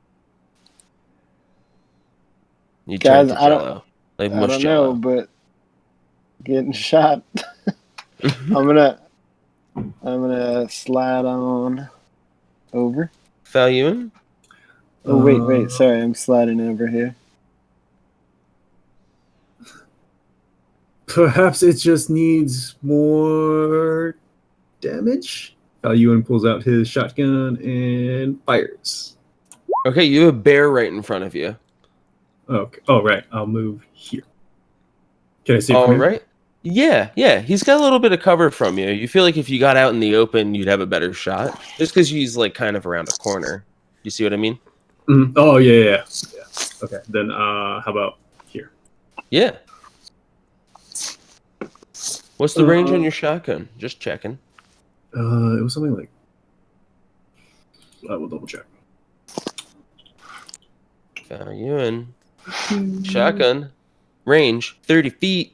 So you're gonna be shooting with disadvantage unless you want to step up a little closer. Oh, yeah. I definitely want to step. So just Would step up you- Yeah, 5 you'll more need feet. to Yeah. make a fiver. There you go. Okay. 25, definitely gonna hit. Boom, you shoot this Hot thing. damn. Hot damn. Ooh. Boom, 19 Ah, damage. I love you, You Phil. spray this thing with Well, I mean, that's how much damage that did. This thing. coca. A little bit more. And he, did it way faster, but. Oh, 17. Yeah. Right. With one Yeah, bullet. you riddle this thing with shot. Buckshot. Mine was one bullet too. Yeah, it seems like It's true. mildly effective. Question? Okay. Oh, Well, I don't know anything about this thing, so I Yeah. will take it. All right. there's Anything nothing else, Val? about this thing. I will. I'm assuming it's gonna step in closer, so I'm gonna back up 5 feet. All right. Anything else? Nope, just gonna reload on my next turn. All right. This thing's going to move 5, 10, 15. That's its move. Oh, thank God. And it's going to double move Nope. 5. Oops. Oh, he's big now. He's not squishy. Oh, he's much larger than before. Oh, He moves partially into the bear. Mr. Bear, can you give me a dexterity saving throw, please? save against Jello. Now, I don't know if we want to eat this one. Well, no, someone went through all the trouble of doing that prank where you put things in your Jello and they put skulls in it for us. Pretty good prank. Oh, those guys. Run. 10. Okay, so this is going to what they call engulf you. On a failed save, the cube enters the creature's space, and the creature takes acid damage and is engulfed. So it's like delicious. And it pulls shit. you inside this thing.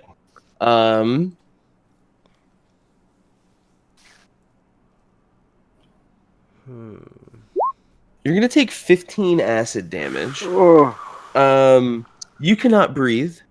You are restrained, and you're gonna take more damage at the start of each of the cube's turn. And you can try to escape as an action by making a strength check. And on success, you will escape and enter a space of your choice within 5 feet of the cube. Like you'll migrate out of it. How much do we think a brown bear weighs? Like 2 tons? I don't know. It I don't says know. At least mass like is like 700 pounds. 180 to 1,300 pounds. Um, So I guess we'll average out to like 800. what are you talking about? That sounds right. Just alright. because I have a spell that might be able to help him, but he weighs too much. All right, so it pulls you in, Mr. Brown Bear. You feel the acid seeping into your fur, and you feel like you can't breathe, which is going to start to be shitty if you can't get out of this thing. Yes, Value? I was gonna say, when Walden and I shot the this ooze thing, Yeah. did we see? Was it visible how far our bullets and pellets went into it? Yeah, they like penetrated just like into the front of it and like into it a little bit. Do we think that our shots would harm Kenny? No, you don't have to worry about that. Okay. It's pretty gigantic. Yeah. Well, it's Billy Bob's turn. He's like, "Oh Jesus Christ!" Any ideas, Billy Bob? He like, starts saying a couple Hail Marys to go better. He's like, oh, not really sure what to do. And let's see. What do you guys Use want your him to do? Jesus magic. You'll go better magic. Use your Jesus magic on him. I mean, that's the thing. He's your healer, so he's gonna. Anybody hurt? Kenny's hurt. He was a cleric extraordinaire, not a hero extraordinaire. All right, he pulls up his shield, goes into a defensive mode, and gets in front of Viz. He's like, "Get behind me, boy!" Oh God, no! Just run! Don't fucking Billy Bob. Literally the opposite direction. No, shut up. That's good. Good work, Billy I Bob. literally order him to like run away. Like, all right, Thank you. you should really come with me. I will. Don't worry. All right, Kenny, you are Mr. Bear. It is your turn. What would you like to do? Strength check. Okay, you're gonna make a strength check to try to get out of this thing. D20 All right, go ahead. +4. 14. All right, success. Oh, You are able to escape the cube. Where would you like to pop out? Just indicate, and I will pop you out. Go ahead and grab your axe. Pop him out. There we go. All right, Kenny you see the bear just like tear himself out of this thing, and you can see like patches of his fur and stuff that are like being burned away by this acid, and there's just like steam and gross smells rising off of him as he like kind of shakes all this acid off, and it like splatters all over the place. Kenny, that was your action. What would you like to do? I'm gonna move away from it or take Yeah. the disengage action. Yeah, you're not sure if this thing can make attacks of opportunity or not, but I'm gonna risk it, and I'm just gonna get the fuck out of there. okay. Yeah, go And ahead I'm and going move. to yell loudly in bear form, as loudly as I can at everybody to move to the opposite fucking side of this place. Go ahead and We move. don't speak bear. 5. That's my first movement, Tom. Yep.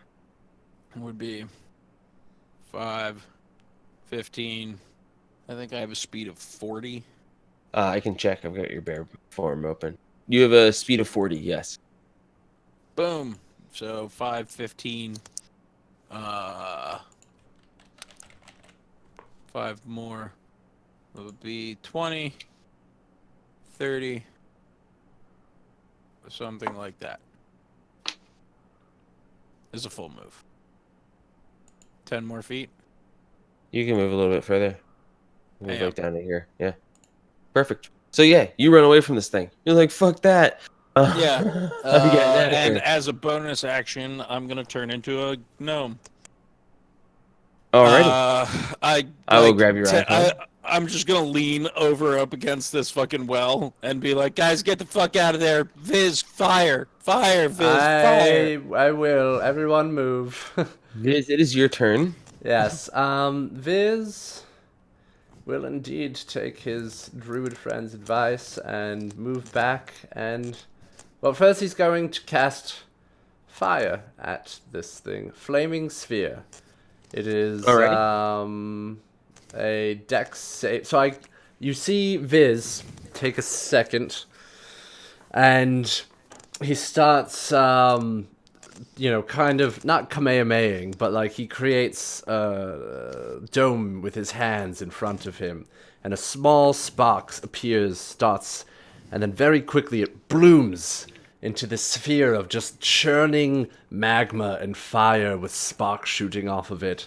And Viz quickly moves it in front of this giant jello cube and basically, puts it right in the middle of the front surface of it as it, pushes against the cube, slowly melting away the front of it. All right. And it makes a dex saving throw. Oh, it's so good at those. It has to beat a 16. It's a very agile piece of gelatin. 9. Oh, it does not. So it All right. takes Let me give you- 2d6. That's it, 2d6 damage. All right. It takes 2d6 damage. 8. Maybe it's a Not much bad. smaller ball of magma. Yeah, it's like a softball, I guess. Yeah. All right, so it's going to take 8 fire damage. And then Viz is going to move back 5, 10, 15, 20, 25, 25, 30. And he's like, foul fucking move back. All right, Walden, it is your turn. So, tell me about this little sphere of fire we got going on here. It's pushing into the cube. It's a concentration spell, so it's just going. It's like slowly burrowing into this cube. That's just kind Let me of. give you a...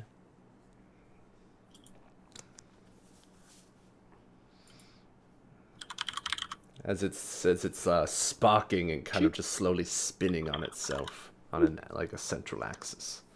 Boop. Yeah, there it is. A 5-foot diameter sphere. It says 5. Oh, so it's massive. 5-foot diameter sphere appears in an unoccupied space of your choice within range and lasts for the duration. So yeah, it slowly appeared in the center of the cube and just grew into this 5-foot diameter of fire and magma and sparks and all sorts of flamey goodness. What's the duration? A minute concentration, so I have to keep that's a pretty good. concentration. Can you move it? I can move it as a bonus action. You can move the sphere up to 30 feet. If you ram the sphere into a creature, that creature must make the saving throw. And when you move the sphere, you can direct it to move over barriers and whatnot. But Now, but it exists. Like, I can see it. it's there. Yeah. Yeah. Oh, yeah, it's like in this thing. And it's kind 5 of. feet Okay. wide, so it's creating a lot of 4, light. 2, 3, 4, 5. What are you doing? And now I'm going to fling one of my flasks of oil at it. Ooh, all right. Ooh.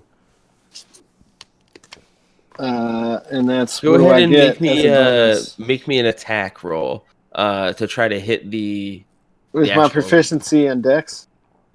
No proficiency, but with your dex. It's an improvised weapon. An 11. Damn. Okay, so you hit this thing. Go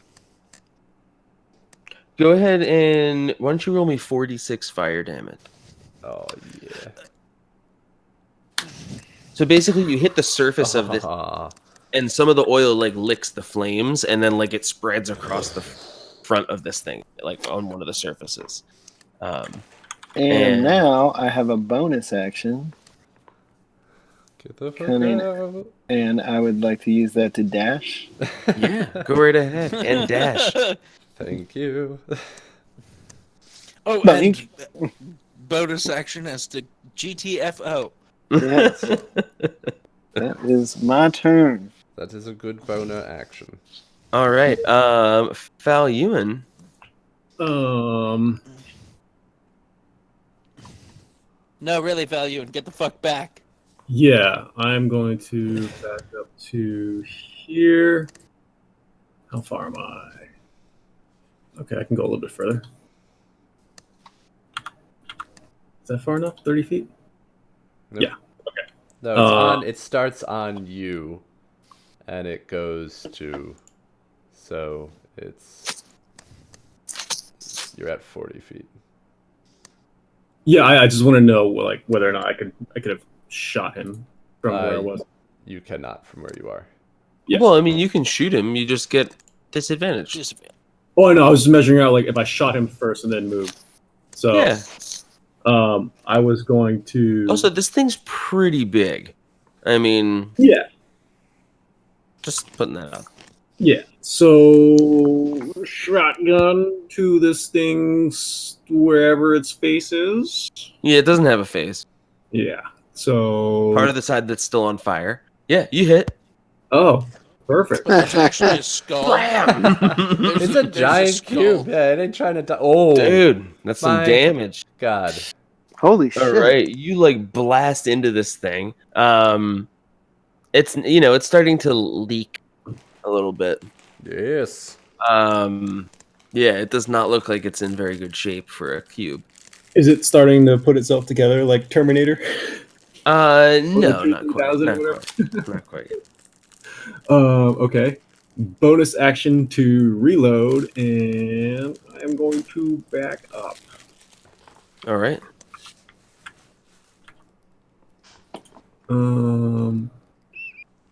And that'll be my turn because I gotta check my bullets.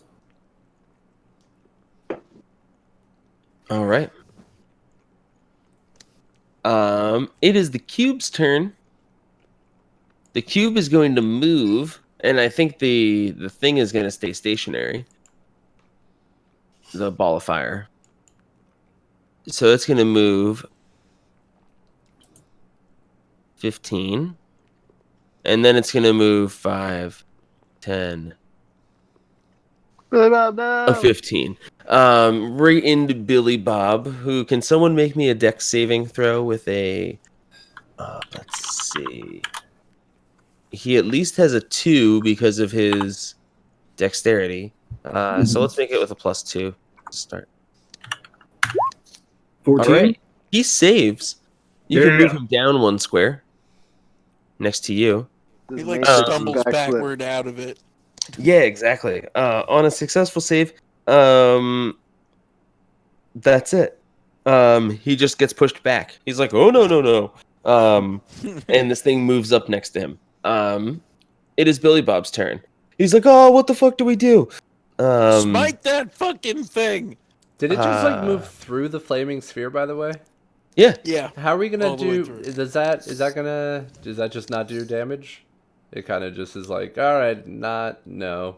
Well, I mean, I think that's one of those things. Is it took the damage when it came into? Like it Existence. takes the Contact. damage from when it enters it. Yeah, I was just wondering because it says it takes damage if it ends its turn within 5 feet. So I didn't know if like Yeah. moving through it would affect it.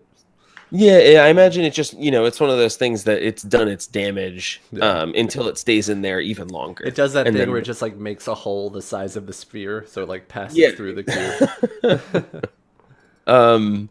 So I don't know. What can Billy Bob do? He could. Does he have?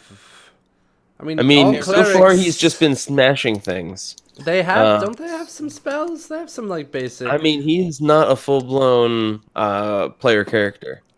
He just knows healing spells and bonking. I mean, he is hired to heal. So that is mostly what he does. Well, I would say Yeah, but right now better you're part fighting of for your valor. life, Billy Bob. Yeah, but all of his stuff is going to melt if he attacks the cube. So I'd rather he didn't. And he's not really going to do much damage with a mace. So I'd run, honestly. He'll slash at it with Donder. I mean, Oh right, he has Donder. I forgot. so someone make me an Donder. attack roll with a +4. A magical weapon? Another He's 12. gonna hit. Well done. Slash that motherfucker. We'll deal a D8 damage +3. Foul is consistent with nothing else. Oh, Oof. 4 damage. He's like, and then he's gonna fall back. yes, fall back indeed. Does he take an attack of opportunity? He does not. No. Oh, that is good to know. Can It he? is Kenny's turn. I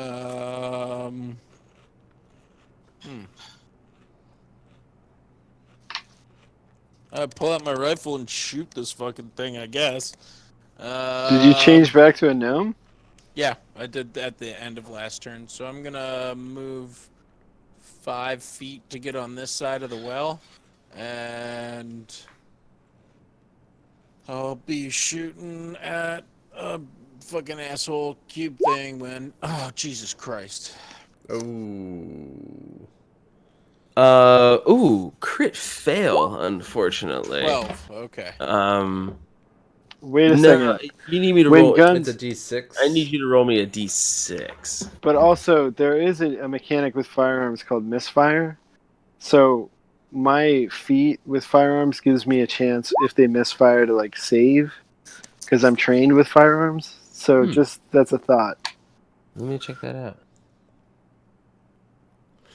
Not to throw a wrench There's a into weird things. thing with Flaming Sphere. It said, as a bonus action, you can move the sphere up to 30 feet. If you ram the sphere into a creature, the creature must make the saving throw against the fierce damage, and the sphere stops moving this turn.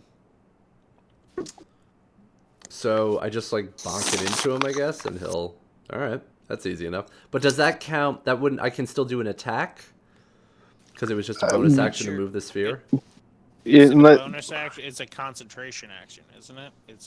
Well, concentration...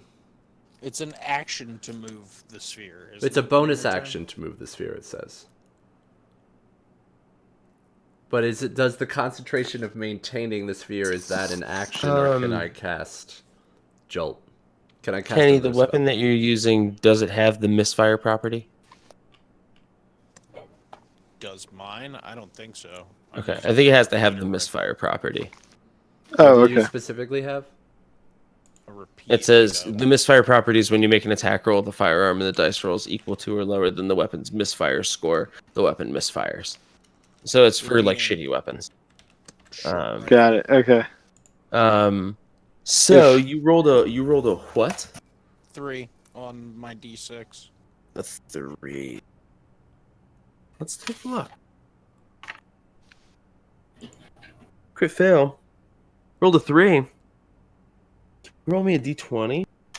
How about the 12 that I already rolled in? Do you want to keep the 12 that you already rolled? Yeah. That's what the dice have chosen for me tonight. All right. A 12 was destined for ye. You moved a little bit, yes, Kenny? I moved 5 feet, yeah. Okay, so you take this 5-foot step and you go to fire your weapon, and you slip in a little bit of water that had been sloshed around, and you actually twist your ankle. Oh. You're gonna be moving at half speed, unfortunately. At least until you take a short rest and are able to heal your ankle. Okay. You also, in this fall, throw your weapon.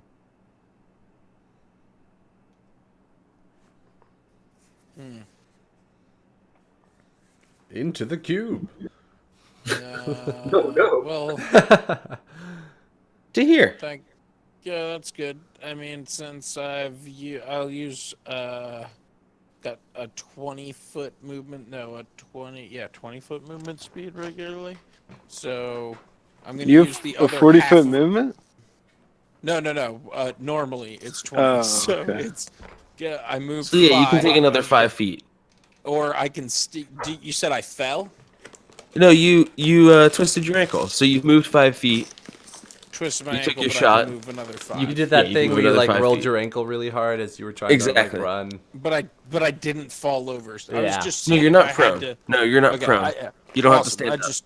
Sweet. I'll move 5 foot back in the opposite direction, away from the fucking giant ooze. All right. Yeah. Sorry, guys. My bad. I'm better off as a bear. All right.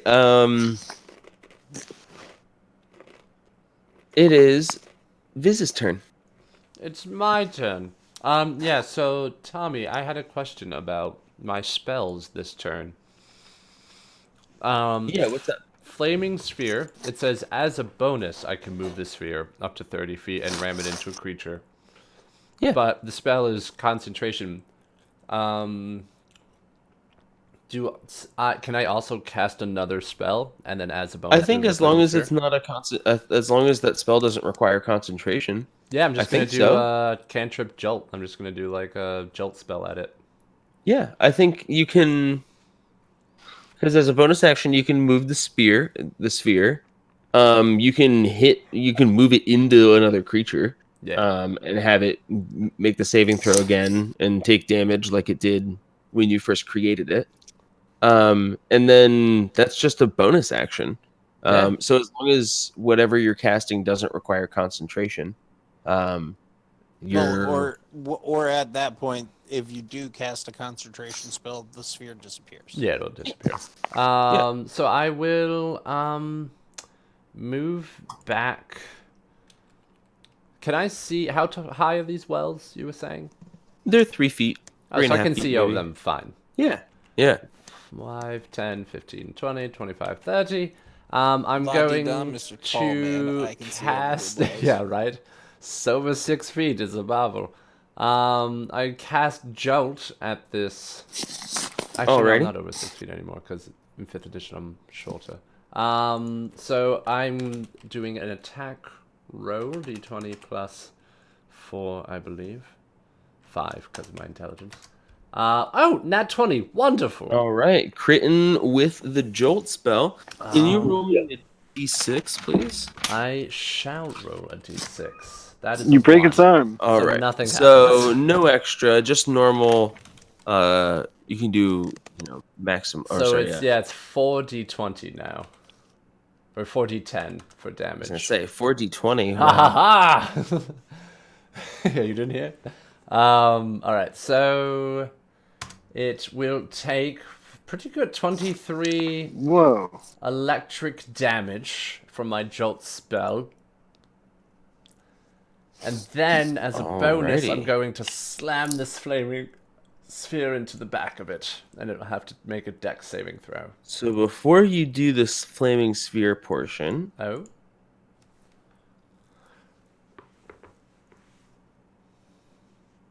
Man, it won on that extra crit thing. Just once, I want to do extra crit stuff. Instead of having extra crit happen to you, I Yeah, say or have it limping. happen to foul. Oh, it get tiny.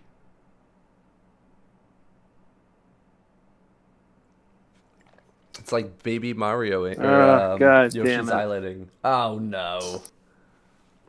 Oh yes. Oh yes. so before you move your sphere into this thing, when you hit it with this electric jolt, it like shocks this thing and it sort of quivers and like almost like just breaks apart and forms into like these two globular masses now. So it is now 2. Well, then does one look more damaged than the other? No, they're about equal. Alright, then I'm just going to slam the sphere into this one. I'm going to put the sphere... Yeah, here. I'll just, bam, right into the back of it. All right, it's gonna make a dex save. Yes. 0. wonderful. Go ahead and deal some damage. Ooh, bad. 3 fire damage. All right. But hey, the sphere's still there. And All I'll right. continue to be there. I yell out, "One was bad enough. Why are there 2?" I don't know, but run! And that's Walden? Viz's turn. I'll shoot at the one. And, Why are there 2? Legit questions. each one plus 18. Oh, that'll definitely hit. Fantastic. Ugh, 7 damage. Yeah, you do 7 damage to this thing. Blow. And then I will move 1, 2, 3, 4, 5, 6. And I'll use my bonus action to reload my gun. Alrighty. Val Ewan, there's a lot of running and gunning going on. What would you like to do? I would like to continue this pattern of running and gunning All right. as I fire my shotgun into the one in front of me. Alrighty. 19. All right. That will definitely hit. The one with the fireball in it, like the flaming sphere in it. Yeah, yeah. Okay. Yeah. I basically made a beacon for everyone to aim. Yeah, no, I like that a lot. I will use my bonus action to reload. Oh, do some damage. Oh yeah, that's right. Yeah, 13. you hit. There you go. Nice. Boom. All right. This thing is, not looking so good. For I mean, it's dwindling definitely. All right. Can Use your I bonus extra action to reload? attack? Yeah. Can you extra attack? You say? Yeah. I imagine so. Like, is Well, that an action or I don't know. What's your? it's Let me a look at your actions. fighter ability. Where is it? I Yep. don't know. I can attack twice. You can take an additional action on your turn. This can be used 1 time per short rest. Boom. Excellent. So that's action surge. Extra attack is special.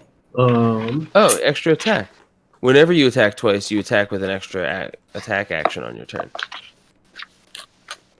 So When you can attack, or you can attack twice whenever you take an attack action on your turn. It has to be during the same action, though. So you can't reload and shoot. Oh, again. right. You Yeah. reload and shoot again. It's like you're during that action. It would be take- like swinging a sword twice in one. Yeah, or exactly. like a Because you don't sword get to swing and take a shield another bash. action. You just get to attack twice during that action. Now, if you had a semi-automatic rifle, you could Yeah. attack twice in If one you action. or if you had a pistol Yeah. that had That multiple was rounds in double. it, That was double action. or if you had a spear, you wanted to stab twice with it. Yeah. Yeah. Okay. yeah, Or if you had only that fired worked, one too. barrel of the But shotgun. similarly, if you had with your spear, if you did extra attack, like and you did the whatever your ability is, what's the ability? Action surge. You could hit 4 times. That makes sense. Okay. I'm glad I asked. Save that for In that dragons. case, I will just retreat. 1, 2, What kind of dragons? Who's talking dragons? Nobody talk dragons while we're fighting ooze, okay? Don't We're say getting our ass dragons kicked if by there ooze. aren't dragons, alright? Dragons are very real and they're very dangerous. That's my turn. Okay. These Then I'll- things are going to move. I love this perimeter we've been making around them. Around them, a perimeter create. Make sure they can't touch us. Bad touch, cubes. Bad touch. I think that was Clone Wars. Bad touch pubes? Like What? around them. I was like, what are they doing with Yoda? Yeah. Whatever. Kung Fu, I know in this one. You're like, okay, I guess you can jump off of walls. He's like a badass general too. It's like, get them, kill the enemy. Leave no prisoners. And you're like, okay. Oh boy, one more now. Okay, these things sort of split and start to move in separate directions. They are now like 10 by 10 foot cubes. Walden. No, not Walden. Billy Bob. It's Billy Bob's turn. He is going to move.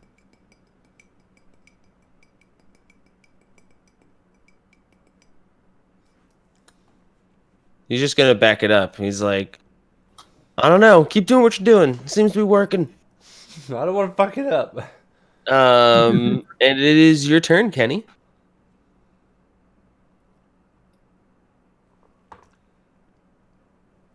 Kenneth von Kensington. Finniper Nanfoodle. Flintlock. Yeah, hold on. Hold that. Cumberbund, Yeah, you're getting Sandtrap, close. That Cockblock. one's not. Nope. None of those are part of it. Clemson. Close to Saperstein. Ham sandwich. Definitely ham sandwich. So I'm gonna take a little kindling out of a bag in my pocket and start talking into it, and I start to blow, and a very similar thing happens that John did, but it's between me and this ooze. Also the same spell. So Which can spell? I have flaming sphere? Oh, look at that. Can I have a sphere of my own, please? Yep, blam! Slams it in right into that fucking thing. Nice. All right, shit, it's going make a to dex make save, a dick. dex saving throw. It's so good at these. I know it probably will save against me because Dude, 11. it does not. All right, you can go ahead and deal Uh, some fire damage to this thing. 2d6 fire damage. Boom. I could take Ooh, 8 more nice. fire damage. All right, it's slowly And melting. I'm gonna move 10 feet. 5, 10. All right, Turn. you backpedal a little bit. And yeah, and I'm like, you guys. Viz, Help. it is your turn, sir. I will indeed help. I'm going to hit this one with a jolt spell again.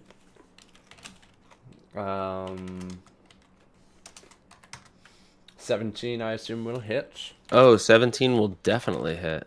It can take 10 damage, electrical magic damage. Pretty sweet.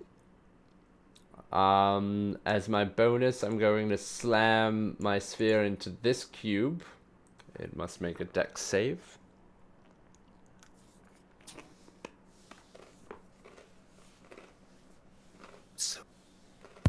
I love how I say help and you attack the one that's not by me. Hey, I attacked the one with you with an electric spell. It fails. So it will take 8 damage. So I hit this All one right. with Jolt for 10, and this one with Flaming Sphere for 8. And then I will move to here. Perfect. That's my All move. right. You zap this thing. It doesn't seem to divide or anything like this time when you zap it. But it does seem to fuck it up quite a bit. Toit. Viz, anything else? Move, action, and bonus. I'm all good. Walden, what would you like to do?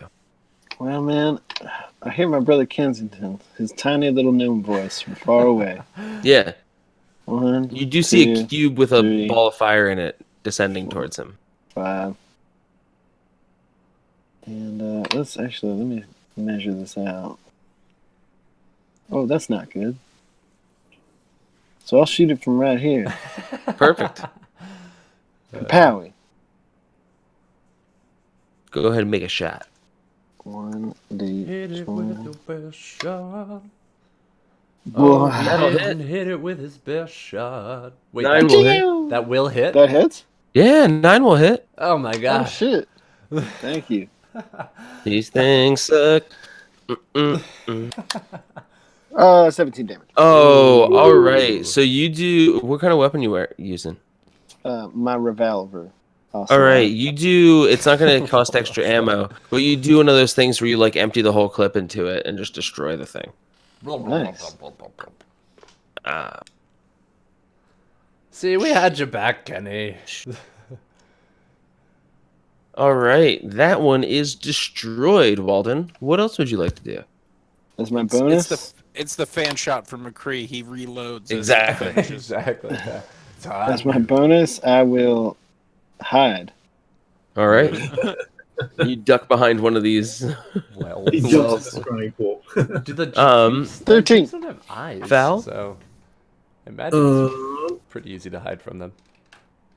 Shotgun to this one here. Doesn't Ooh. That will just hit. It will graze it for 19 damage. All right, yeah, you blast into this thing. It's definitely not happy about that. Good. And I guess it won't be happy if I move away while reloading. Just backing up, like putting more shot in. All right. Yeah. I like to imagine because they move so slow. We're like just walking this fight. We're like, all right, over here. Yeah. Next. It's the slow zombies. Yeah, it's the Romero zombies. My bad. Help. I didn't measure that one. All right, so I'm a huge fuck up. you just don't, needs to you know, it's just like so. It's not sentient, so it's just moving about. That's its turn. Billy Bob's like, Val, you all right? And he like, is like looking at you to make sure that you're not hurt. I am fine, but Kenny can use some help. No, I'm good. I'm good. I took the damage in bear form. I'm good. I'll be all right. Just kill that thing. He starts running around the pool. He's like, I'm coming, Kenny. Oh my god. I love Rounds you. the corner. All right, Kenny, it is your turn. Oh great. Man, I get to 5 feet in front of my weapon and Yeah. stand there and look at the ball of fire and move it 30 feet, which is right to here. So if it comes close to my buddy Walden, he's gonna take some damage. Maybe. Alrighty. Run, Walden, run! It is your turn. I'll just walk leisurely. Viz will cast Jolt at it. He'll move up to here. That's shocking. Whoa! Don't you guys love it when I'm not a bear? He's back, folks. 24, I assume will hit. Yeah, 24 will hit. 14 did, electric so- damage. As I zap it, and then I slam my flaming sphere into the back of it. And it has to make a dex saving throw. And if it rolls a nat 20, it could... Yes! Oh, it saves! Yes! I was saying the only way it could save is if it rolled a nat 20. So, well done. It takes half of 2d6 Oh, for damage. all right. Yes. Suck on that. Yeah, but you're not gonna be able to do it twice. Cube saved. All right. Anything else, sir? Yeah, just I the also see it 22 doing magical damage. I also see it doing the like, as the ball came at it, it just moves its like goo away from it. It's learning about it now. It's like, hey, fuck you. Enough with You the got me with that. fire. Walden, it is your turn. You're not sure if you're hidden from this thing or not. 4, 5, 6. Don't blame me. Alrighty. Oh, Ew, 24. It's only good. You might just barely hit him. it's coming right at me if you don't kill it, so... 11. Oh yeah, you definitely hit it, and you killed this thing again. Yay! Thank God for Walden. The Walden's Ooze dead. Slayer. Bones the hero. I'm gonna bend down and pick up my repeater and like rack it, and then Viz will poke around in this dramatically dismiss his flaming sphere. So yeah, these And- cubes sort of melt away, Look at this to guy. being just, now puddles of acidic ooze. Oh, pardon me. Just sort of like pooled on the ground. You guys have successfully defeated the gelatinous cube, the extra large one that happened to be living in this dungeon. Before we continue on, do you guys want to take a 5-minute break? Just grab like a beverage, go to the restroom if you Yeah, need to. that'll be Yeah, good. it sounds good. Yeah. And then we'll keep going for a little bit before wrapping it up at 11. For all of you bots out there, Questa will be back in 5 minutes. Thank you all for watching. If you're actually watching, if not, Angel of Light, bot, thank you. Commander Root, bot, thank you. Electrical Longboard, bot, thank you. Host Me Raffle, bot, thank you. And Lux, No, that sounds real. Host Me Raffle, yeah. definitely. I'm still gonna put up the message for back in 5 Yeah. minutes. Yeah, definitely. All right. I will be back. Let's take a break and rendezvous in 5 or 10. More like 7. All right.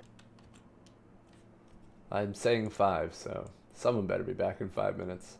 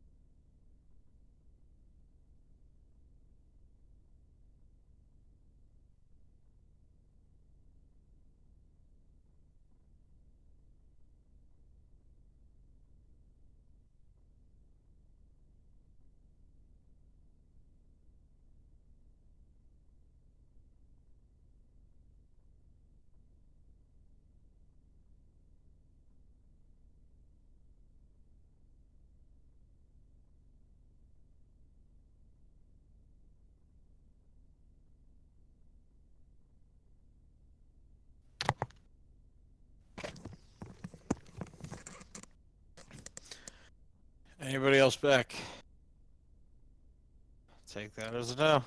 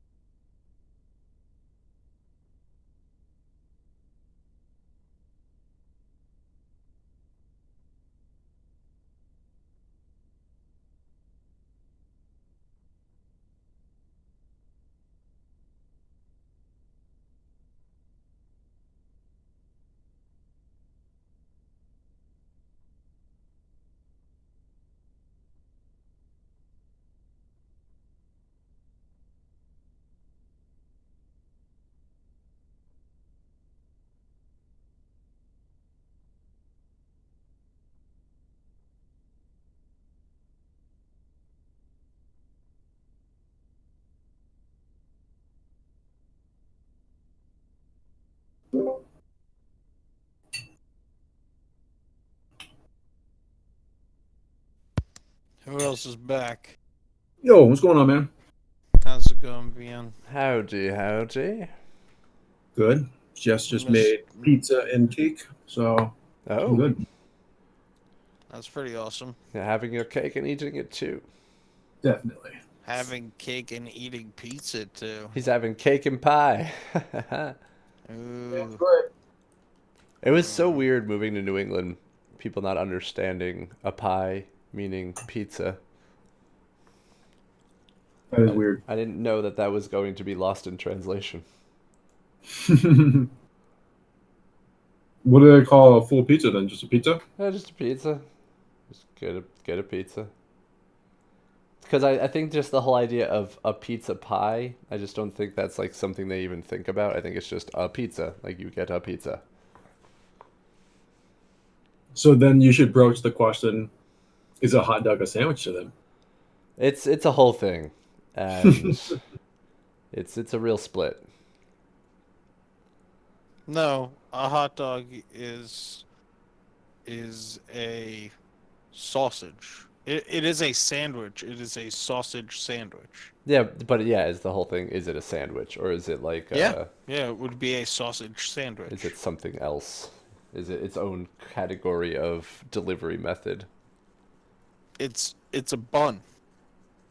It's just like an open face sandwich, as it were. I mean, it depends what kind of bun you have. You got split top. You got side split hot dog Well, buns. either way, the Or- dog's or- exposed on the top, so you can get the toppings on it. I mean, But you Unless- see, or you could like butterfly the sausage and double stack it. Well, if I or mean that if you're dually. doing a sausage, that's a whole different sandwich ordeal. But that's the thing. A hot dog is technically a sausage. yeah, but like a It's a ballpark length. frank you get is usually just in the bun with the open top with the toppings. now here's the dilemma: if you call an open face sandwich a sandwich, then technically a pizza is also a sandwich since it's cheese and meat on bread. Well, yeah, it's a bread bottom. I don't think so. I agree with Tom. I think that an open faced sandwich has to be a sandwich first, and then have And its top then- taken off. And I don't mean that it has to Or be built or with- split. Well, I mean, I think there has to be a type of theoretically, a sandwich pizza is just a calzone that was flattened out. calzone's not a sandwich. That's true. What is a calzone technically? What would it be considered? It's a baked bread item. Yeah, it's a bread. It's a pocket. It's like It's a a pastry. bun, Like it's a pocket. a It pastry. would be a It's a pastry, if you will. I mean, hot pockets are basically just a poor man's. I'm sorry. Are we talking about if a hot Calzone. dog is a sandwich? Because a hot dog's not a sandwich. well. I mean, it's that's the debate, man. Here's the thing. Is a sausage sandwich, like a sausage roll, sausage on a roll. I Is I that don't a think that sandwich? anything that is in a bun, Links. like a long bun. But then what would is a that be sandwich. considered? What is the name for a bunned sandwich, like a bunned rolled meat? It depends on what it is, right? But like sausage and peppers on a hero, is that a sausage sandwich? I mean, I guess so. So then, to an extent, a linked sausage in a bun Which is what a hot is dog a sandwich. Yeah, I Therefore, I a mean, hot dog if you really want to get could into be a it, sandwich. I just think it's rather silly to think that It a hot is. dog is a sandwich. It's ridiculous, and I don't like it. Well, I mean, but I it's would you consider know, a hot dog a sandwich. if you were to categorize, yeah, if you were to categorize If it that's as how you were a- categorizing it, then yes, you it know. could possibly. If it wasn't be a allowed to have sandwich. its own category, Yeah, if it's which not is just ridiculous like, yeah. because it's American link sausage. It's not like it's like Oscar Mayer sausage. It's not real sausage. It's like Well, it's you just know, the whole how many- idea of the bun. Like, if you had Yeah. that hot dog between two pieces of bread, you'd say it's a sandwich. But because it's I on feel an like open, but a fucking bun. corn dog isn't a sandwich. I Well, feel like a real no. sandwich is anything that you would be okay with using the word sandwich after.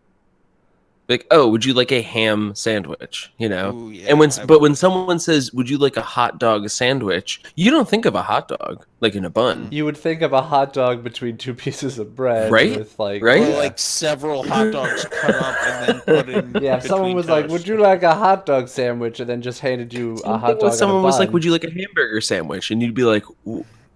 "Like on bread?" I mean, I guess that if you really wanted to break it down, they'd be like, "Do you want a meatloaf sandwich?" And you'd be like, "A hamburger? Okay."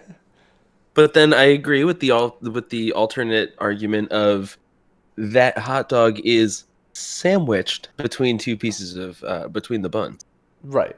And it's got the toppings, so it has condiments. So And mean- we've already accepted that a linked And to that sausage effect- in a Buns bun is is a sandwich. sandwich-esque.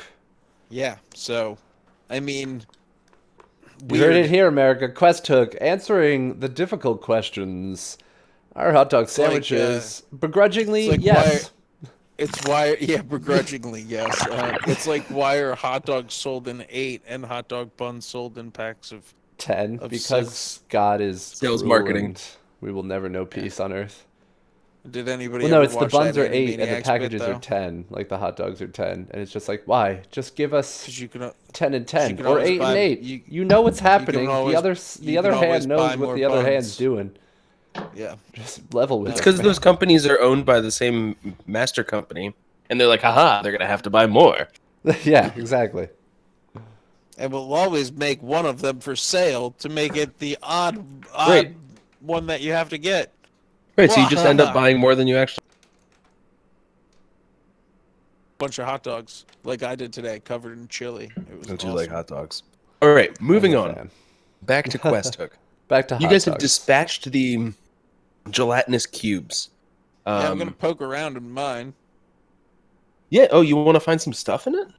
I just want to like poke at it. I don't really want to go. Yeah, digging how do they through it. decompose? Do they just like to the They ground? just or turn. They just turn to like liquid, and then now there's like stuff. is the just laying liquid there. acidy? Are we like, should we watch our boots? No, it's not going to hurt you. All right, then yeah, I'll poke Danger around has in it. passed. So, can you roll me a d20? Yeah, why not? I can Just a Should be flat able to- d20. flat D. See how lucky you guys are. 14. 14. Hey, 14 alright. somewhat That's- lucky. Yeah, It's I like one more than 13. And It's on I'm the a big high side. 13's I'm a big my lucky fan of number. like just getting past, you know. Let's I feel go 14 to the does. second edition treasure table. 14 is I'll be right back. definitely like Woo, a second is like edition. a B minus C plus. I got a real cool thing the last time we went to the second edition treasure table. I still haven't gotten it back, but hopefully it will help us glean some information. All right. I got the second edition Dungeon Master's Guide. Pum, pum, pum, pum, pum, pum, pum, pum. Oh, there's so many magic items. I love it. All right. Campaign, non-player I had the characters. greatest movie watching marathon today, by the way. I watched Treasure. Mortal Kombat in the morning and then watched Roadhouse in the afternoon. Oh, that's awesome. That's awful. I mean, My All right. girlfriend is the greatest woman alive, and these were both her ideas. So, treasure time. listening intently there. With bated God, breath. God in the sky. Hold What on, dice yeah, I'm would just you? trying What to other dice figure would out- you like me to roll? I would love to. Mm-hmm. Okay, can you roll me? Oh no. Oh no. No, oh no, sorry. No. No, there's just so much. I'm back. There we go. Here we go. Roll me a D100, please. One of you. Any one of you. Anyone at all. I'll do it. You know, somebody else do it. 85. Hey, that's not bad there, Viz Vidal. That's a B. Hey, I like bees. You know, Oh, I don't like interesting. wasps. Yeah. I like bees that's fair. and Fuck wasps and dragonflies and Okay. So, what do I kick around? Viz, you rolled that. Fel Ewan, can you roll me a D20?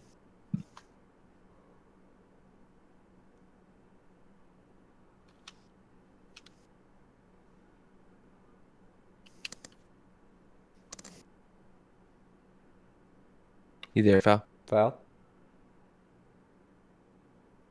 D20. He's dead. Value, you're dead to us, and I'm going to roll your d20 for you so we can continue to figure out Baldwin's gonna roll a D20. what... Well, then go for it. D20, go. Rolling a d20, boss. D Twizzly. Walden with the D20. One, On the two, course. 20, 16. Ooh. 16. That's a nice one. That's a Ooh. nice number. We're rolling pretty well this piece of Yeah, equipment. we are getting All right. getting some And can fun you roll stuff in. me, Walden, can you now roll me 5d10? Wow, that's about a Oh. D10. Love to. That's a potential 50 of something. Yeah. 29. 29 is something. 29. That's Oh, pretty Bien had a good. knock at the door, he said. Oh. Okay, so, Like he had to poop. That's Val, funny. I also need you to roll me a d20. D20. All right, Yes, please. 7. Oh. A 7. Can you roll me 3d6? Ooh. Okay. So you guys find sort of like now laying in a pile here. You guys find about 100 gold pieces sort of scattered about throughout the thing. You also find this little lockbox that's like maybe, let me measure it out with my hands, maybe a foot long and 8 inches wide, and maybe about 4 inches tall or so. And it has like a little padlock on it. The lock looks really old. And there is also like a glass looking it looks like it was a glass liner, and like the leather or whatever is on the outside was eaten away, and it's like a scroll case. And you can see that there's a piece of parchment rolled up inside it. Hmm. And that's the only things of note. There's a bunch of other like junk and stuff like that too, like pieces of body parts and bone and whatnot, and like bits of metal and useless things. Useless bone bits of metal. Hey, what's in that scroll case? What's in the case? So yeah, you have a scroll case and a lockbox. You want to Mind pop if open the scroll I case? check out the scroll case? No, absolutely. That's why I was asking. I will check out the scroll case and see if it All has a right. magical scroll in it. You wipe it I off would a little assume it bit does. and unscrew the top. Mm. And you pull out the piece of parchment. The parchment is about like 18 by 24 or so once you unroll it. It's larger than a scroll. And you notice that this is a map. And make me a intelligence check. I am fantastic at those. I also am fairly good at them. Oh I'm yeah, you standing got next that. to you. You got that. Oh, With- nat one. So please help. Yeah, I will also I am take a look fantastic at this. at them. He melts it with his mind. I This melt is my like mind. this is like Viz, you're like useless map, and you hand it to Kenny. I'm like And, stupid piece of paper. I hate it. I I'll imagine take it also and Viz, you're really sorely disappointed that it's not a scroll. Yeah, that's mainly the big thing. I didn't even bother looking at it because I'm like, it's not magic. Yeah, you just like hand it to him and just be like, "Meh, lame." child, and I'll take a look Kenny, at it better. this is a map, and the map has some instructions written at the bottom. In And? some looks like some sort of form of Elfish. You speak Elven? I do. Okay, this looks like a older form of Elfish, but with with your intelligence check, you can make out some basics because it doesn't seem too terribly complex. The map is of a small island. Doesn't necessarily look like the island that you're on, and it has from one of the beaches on the island, it has several dotted lines that connect some larger dots. And then those dotted lines are connected to a large red X. Marks the spot. All right. Well, I'm gonna. You roll think this that this is a treasure map? Treasure map. Well, I'm gonna add this glass scroll case to my waterproof scroll case, put all my scrolls in it, and this treasure map. All right. Woo! Got a real nice scroll case going now. I guess I should take a look at that tiny lockbox. Huh? Yeah, there is a tiny lockbox. Perception check. Slash Check roll. Okay. Alright. 21. All right, so you check this thing out. It's got a little lock on it. It's definitely Nice. locked. It's not trapped, you don't think. And it is, made out of. It looks like it's made out of some sort of really hard metal, something that this acid is not corroding. So maybe it's lead lined or something along those lines, but it's not. The acid from that gelatinous cube wasn't able to dissolve this thing. So it could even be like a magical lockbox. Alright. But it has like a very small lock on it that looks pretty intricate. You imagine you're going to have to use your thieves' tools. My Thieves Tools mini. Alright. Let me I will take a once look at again miner's helmet your hat. Will that help in this? Yeah, sure. I'm not going to give you advantage for that. That was okay. No, I'm just doing it to do it. okay. Just letting you know. Yeah. 15. All right, 15. You are unable to pick the lock on the first try. Well, try again. All right. 20? Yeah, second try Hey. is successful. And basically, you're like, oh, that's not. Oh, there it is. There it is. And the lock falls away, and this small box, you open it up, and inside there are 29 pieces of jewelry. Whoa. It's like a little treasure trove of all sorts of gems and gold and stuff like that, woven into bracelets and necklaces and earrings and all sorts of things. You think? Is it like a collection? Why don't you make me an investigation check? I would love to. I'm pretty good at those. I'm okay. 20. All right, so sort of putting things together and looking at the little hoard that you found, and the different things that it sort of contained, you think that this was probably like a dead treasure hunter that this thing consumed last. This is probably some of his score, you imagine.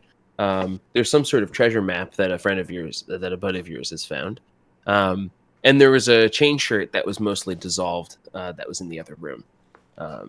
And so sort of putting it together, you're like, all right, well, those bits and pieces that are left were probably what was left of him. And this is probably, just a collection of score.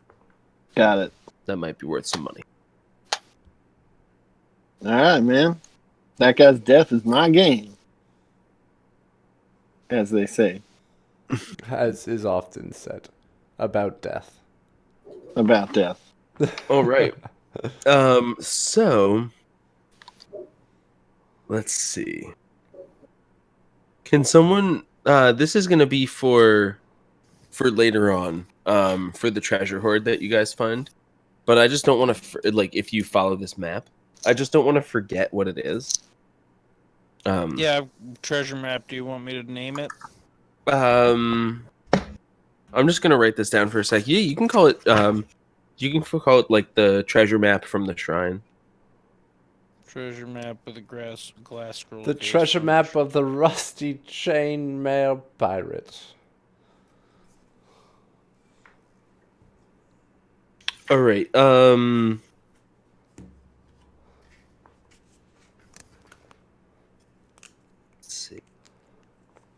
You guys see that? This thing almost tried to eat me. That was pretty close. But we killed it was not fun. Crazy, it didn't man. even. It just moved into your space, like it just enveloped you. It almost Right. got Billy Bob, too. Billy Bob, it was pretty fucking scary, right? Oh yeah. That was definitely not cool by any means. But you're alright, Sure. Kenny? You're not damaged because you were in bear form? Yeah, I'm fine. Awesome. That was just not very cool. No, I mean, it looked stressful. All right. Can someone roll me a D100 real quick? Kenny. I can do a D1 hundo. And post it. 5. Okay, cool. All right. Yeah. So, what would you guys like to do? I just needed that D100. No worry. I mean, I'm a little worried with a 5. Do we want to Yeah. check the exits beyond the gelatinous cube? Or we can check the other I'm gonna- exits out of I'm- this main room. Also, the chain. Did someone grab that? Is it magical? I grabbed the chain. Did we- I don't Well, think you can anybody make me an checked to see Arcana if it check. was- I will.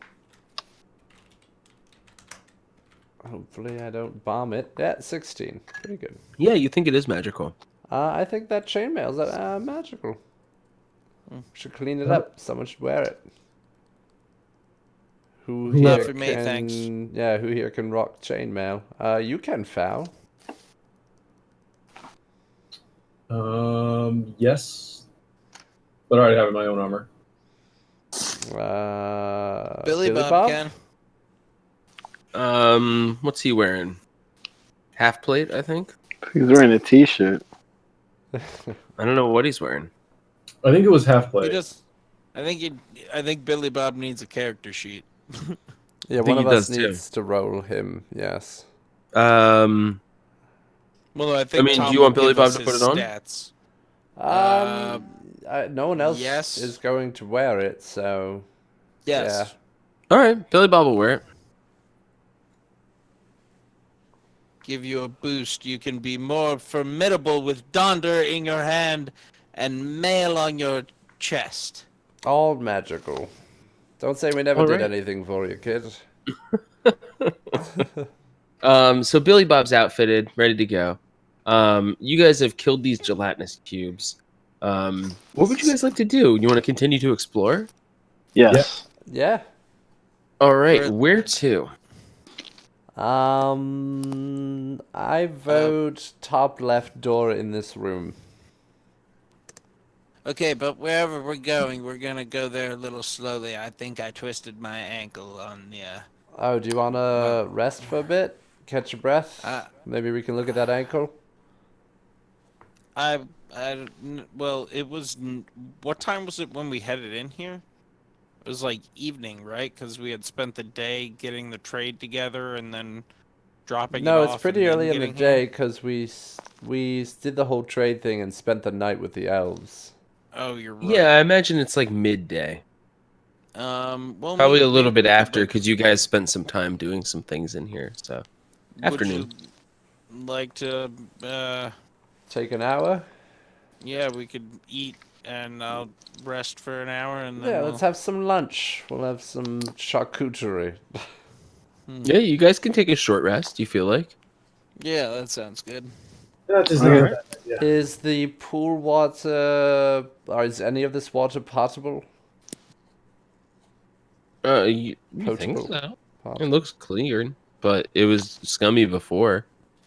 Can someone do a nature check or a survival check on this water? Well, yeah, absolutely. I have a +5 nature. If someone wants me, if someone can do better, then they should. I think Kenny. I believe I have a +6, but that's It Yeah, should be I more will with put- your upped intellect. It should be a +7. +4 for the int, and then +3 for proficiency bonus. Is this a potent potable? Ooh. is That is the question. Potent potables, please. Portable portents. Portable potency. What's up, Joe? I'm just checking my. You said nature? Yeah. Salmon check. Well, I mean, Yeah, the whole thing of your character, the entire reason. What he is exists. the check to see if the water is Is it drinkable? nature or is it survival? It's probably a survival check. No, it's. So who's real good For your at best guess. survival? It would That be would me. be you. +6. Or Ophi. Oh, R.I.P. Ophi. Could have been, but He he's was useful probably in his dead. own way. I hope not. Kenny, you think it's probably He's drinkable? king right now, actually, probably. Yeah. I mean, Yeah, it's he's one of probably those dead. things where you're like, Yeah, yeah, these probably. are wells, and I mean, you're like, This water's been here for a while, but it's Yeah, I mean, magical and means and it's clear, so I would say yes, but I would boil it maybe. All right. yeah, I mean, you Make think some it's clean. You're just tea and soup. yeah, Be just a to be good- safe. Yeah. We can make a small fire in here without like drowning ourselves in smoke. So there are All two right. open doors, right? Yeah, there are currently 2 open doors. We can find some sort of a draft and put a fire someplace to make Are you guys quick gonna light a tea fire? meal. I will light a fire. Because so far you haven't found any exits or anything. Well, So currently this place is sealed up tight. then as far maybe as you not know. lighting a fire. Well, we have water in our wet skins, right? I have at least 2. You don't feel So like yeah, drinking entirely this, up to you.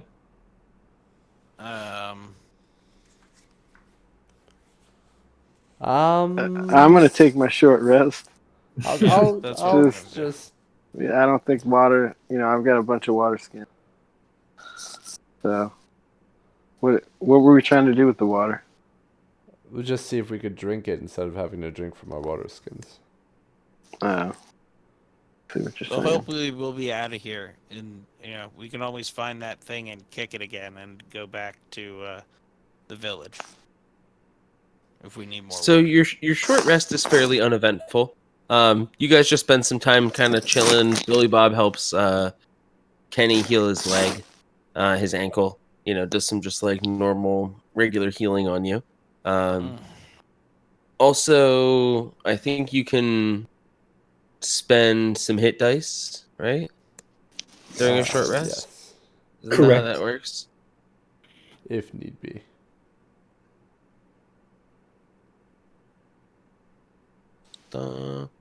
Actions. Short rest. All right. So you guys have short rested. You feel rested. And You're I'm no in longer the injured. the scrying room. What would you guys like to do? Viz, you said top left, right? I mean, that was just my Yeah. vote of next Let's room do to it. explore. Top I left. went. I went top right first. Top left might not be a bad idea. Is it locked? What's up with this door? Okay, so checking out this dough. Let me check it out. Hold on. Is that This door is without- not locked. It just appears to be kind of stuck. It's made out of Well, Is it locked? no, it's stuck. Push on it. Okay. All right. Push and pull until something gives way. Okay, you're just gonna try to break it. Yes. All right, make me a strength check. 6. Okay. It doesn't budge. You're like, "Arr!" You try to throw your shoulder into it again. Yes. 8. Ooh, also does not budge. You're like, this thing is stuck fast. All right. What about this one? All right, that one also doesn't look locked. Also looks stuck. Can I try Let's that? do it together. I will help him to give All him right. advantage. Okay, so you guys are going to just checking out which. Yeah. So yeah, it is stuck. Go ahead and why don't you guys make me a strength check? You can make so Fal, you can make the check with advantage. That's the way we can do it. Okay, yeah, let's do that. To break the door. 12. Still seems pretty stuck.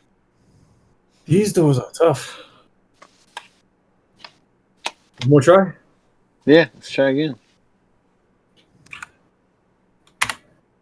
12. It's like the same roll. Yeah, still stuck. What about this one? All right, you head down to this door. Looking at it, you like try the handle a little bit and peer around. It looks locked. Locked. Well, that's what happens to be my specialty. And it's the first one that actually seems locked, right? I yelled from 27 across to the room. unlock this door. 27 times. That will unlock it. Usually they put the good stuff behind the locks. It's true. Now I will push on it with my finger. Okie dokie. This door swings in pretty easily. Huh. And reveals a hallway behind. One that turns to the north, and one that continues on to the west, and then seems like it's also going to be turning south. A nod to Foul. Go These on, man. hallways look quite dusty, like they haven't been traversed in quite a while. Let us be the first to explore. Yeah, watch out for things that appear out of nowhere that So- just envelop you. Stepping out into the corridor, Fal, you look right and see that there's a long hallway that has a doorway on the right, and then continues down for a ways and eventually turns. Do it. I'll Does look it look after like- the next one. Yeah. Walden, you notice that this hall here continues to the south, and then makes a turn again to the west. I go, clear, Foul. And I tell him to go up. Billy Bob's like, "Hey guys, wait for me! And fuck you, Billy Bob. Wait up! Don't leave me, guys." Cubes, come on. All right, you guys are gonna keep exploring to the south. Yep. Okay. You continue to the south, and the hallway turns westwardly again, and then is going to turn again to the south, sort of making like a little bit of a snake curve here. What would you guys like to I want continue to keep on? going. All right. Yeah, just keep following. You guys continue down the passageway. Again, this area looks like it hasn't been traversed in a very, very long time. Can we make perception and- checks for Yeah, traps? if you like. Definitely. Billy Bob, just keep Ugh. your eyes peeled. Okay. 4. There aren't any like really cracks or anything like that in the floors. So you're like, it's one of those things where you're like, oh, there's got to be, you slow everybody down just to like take a look. But it seems like the area is pretty much clear. There's no tracks. Looks okay. Let us keep going. And you continue on to the south. Your footsteps sort of like are a little deadened, but still echo in this like empty space. And you can see that the hallway here continues to the east, and then turns both to the north all the way at the end, and turns to the south, just about a little more than halfway down the hall. Foul, on, you Viz. take point. All right. You guys follow along. And here the hallway continues to turn to the south. And looks like it's going to wrap around again and go west Man, further. those ancient civilizations love their hallways, man. Which way would you guys like to go? I'll look Well, over Val, here. rounding the corner, it looks like there's a door here. It's a similar door to that you've seen before. It's kind of like a stone door, and it has that symbol that you saw before on it. It has those those yeah. 5 orbs, sort of surrounded by by like a band. Is it locked? It doesn't look like it's locked. No. I will lightly push on it. Okay. Let's see. As he does that, I'm just going to take a quick peek around here. Okay. Fal, coming around that corner, it looks like there's another door. No symbols or anything? I'm gonna get to the other guys going into this room first. Yeah, definitely. So Walden, you push the door in. And this room looks like it's got pardon me. This room has basically like one side of the room, the entire north wall, is covered in what looks like a very strange calendar. The room itself is very dusty, and there's like some crates and baskets and stuff like that in the corners to the northwest and northeast side. We and got baskets, guys. and it looks like this calendar that's up on the wall. It's got 5 different like pieces on it that are sort of at different levels. And I don't know, it's kind of hard to make sense of. Um, there's like a bunch of colors, bunch of letters and numbers and symbols and stuff like that. You're not really sure what it means off. Hey, Viz, you like puzzles? Yes, I am a fan of a puzzle now and then. I got a doozy for you over here. Yes, what appears to be the puzzle of the day? That I don't know, a bunch of numbers and symbols. Foul, there are no symbols or anything like that on the door. Okay. Looks like it's just made of stone. I will take a gander at these cipher. As Yeah, why don't you make me an investigation check? Try to figure out what's going on. I'm like, all right, let's think about this logically. 25. So you begin to like piece this. He says it's kind of like a calendar, and in a way, it is like a calendar. But at the same time, it looks like there's parts on it that can move, and like things that can change on it. And there are these 5 points that seem to be at varying different levels. And after putting it together, you realize that these 5 points correspond to 5 different colors. There's a yellow one, a purple one, a red one, a green one, and a blue one. And reading, you see that there's like some ancient Elfish that's been written on here, and you can translate it somewhat.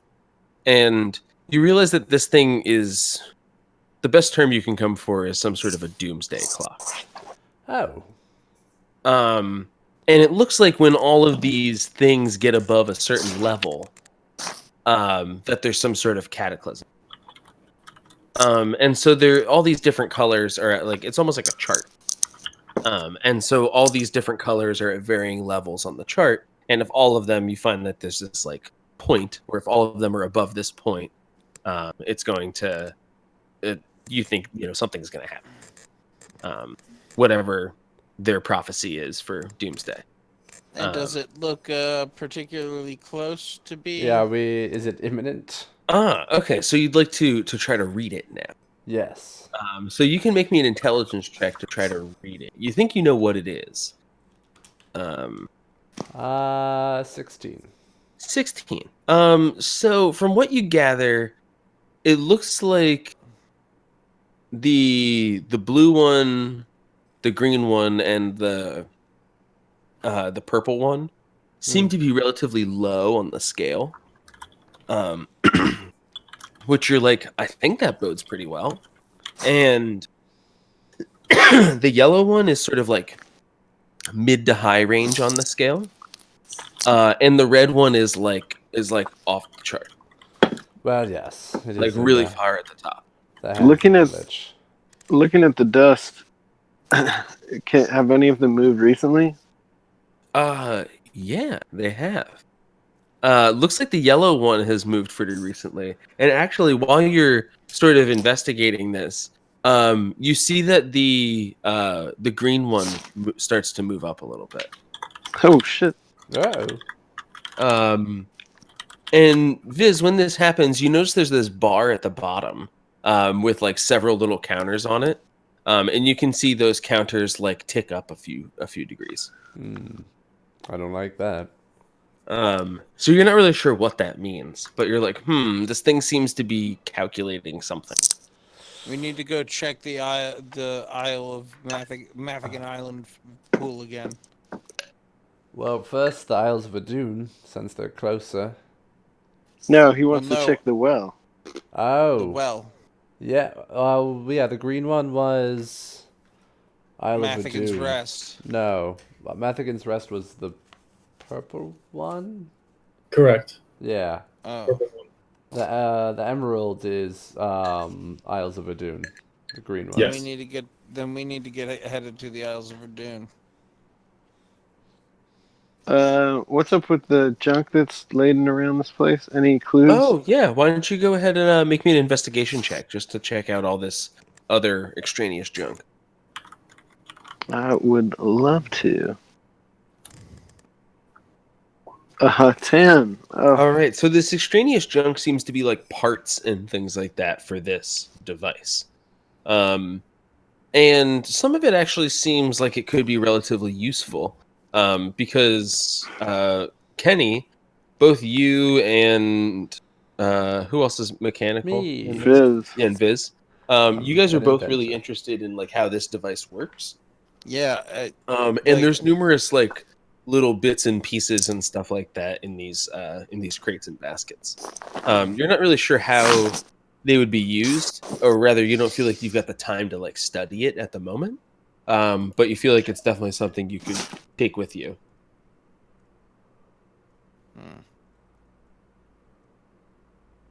Perhaps you'd like to pocket some of these, Viz. We could explore them later at at a more leisure time.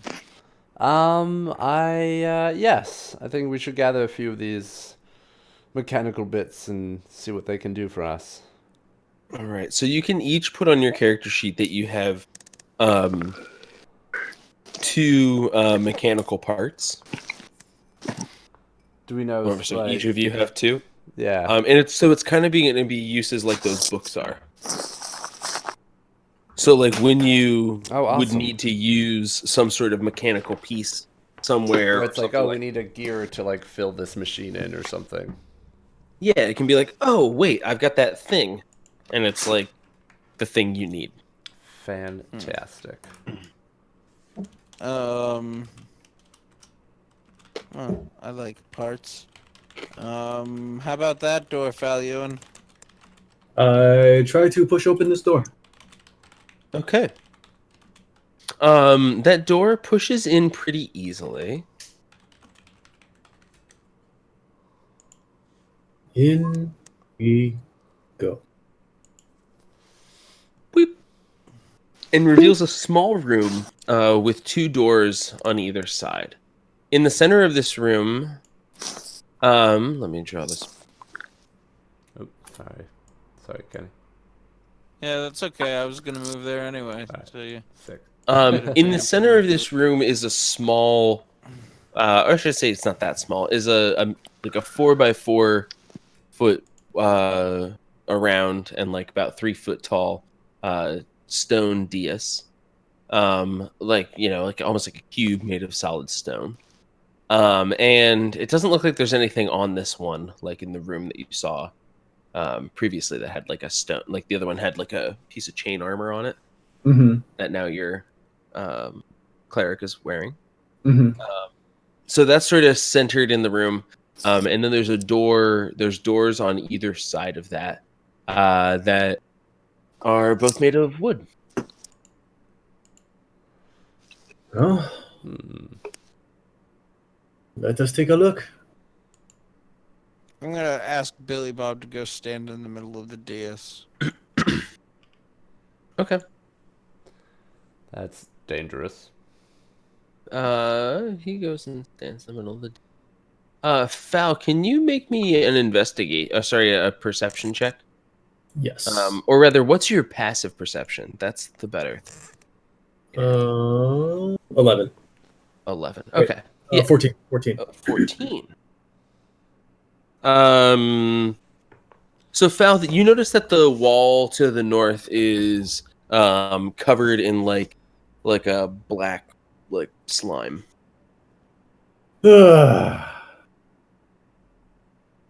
I pull out my spear and stab it. It immediately lashes back at you as this black pudding begins to like pour from the from like almost like the corner of the room and start to seep out of this door. Why is this temple so gooey? We are Venom. That's why. I think that is where we're gonna end things for Bum, tonight, bum, boys. bum. Because it will take us a little while to fight a black pudding. Merry Awesome. Christmas. Figgy Let's pudding. just Figgy get pudding. this. Give us some figgy pudding. Nice. Yeah, I'm on baby duty tonight, so I gotta. Oh, Oh, no. So I gotta watch roll. out, Val. Oh no. So we can run away from oozes, right, guys? Remember, running away from oozes. But symbiotes are fun. No, they're not. Walk away. Not for the majority of people Yeah, who try it's to just bond with them. well, it's just black stuff. It's just ooze. That's fine. Not fine. But next time we will find out what happens with you guys and the black pudding. The second denizen that you found in this abandoned cave area. God. Awesome. That was This is an where the extremely shaman fun guy was session. sending us anyway. Thank you for Yes. anyone who's actually watching. Yeah. I don't know if anyone is, but hey, we do this every Sunday night, 8 to 11. Quest Hook out. Stopping Later. streaming in 3, 2.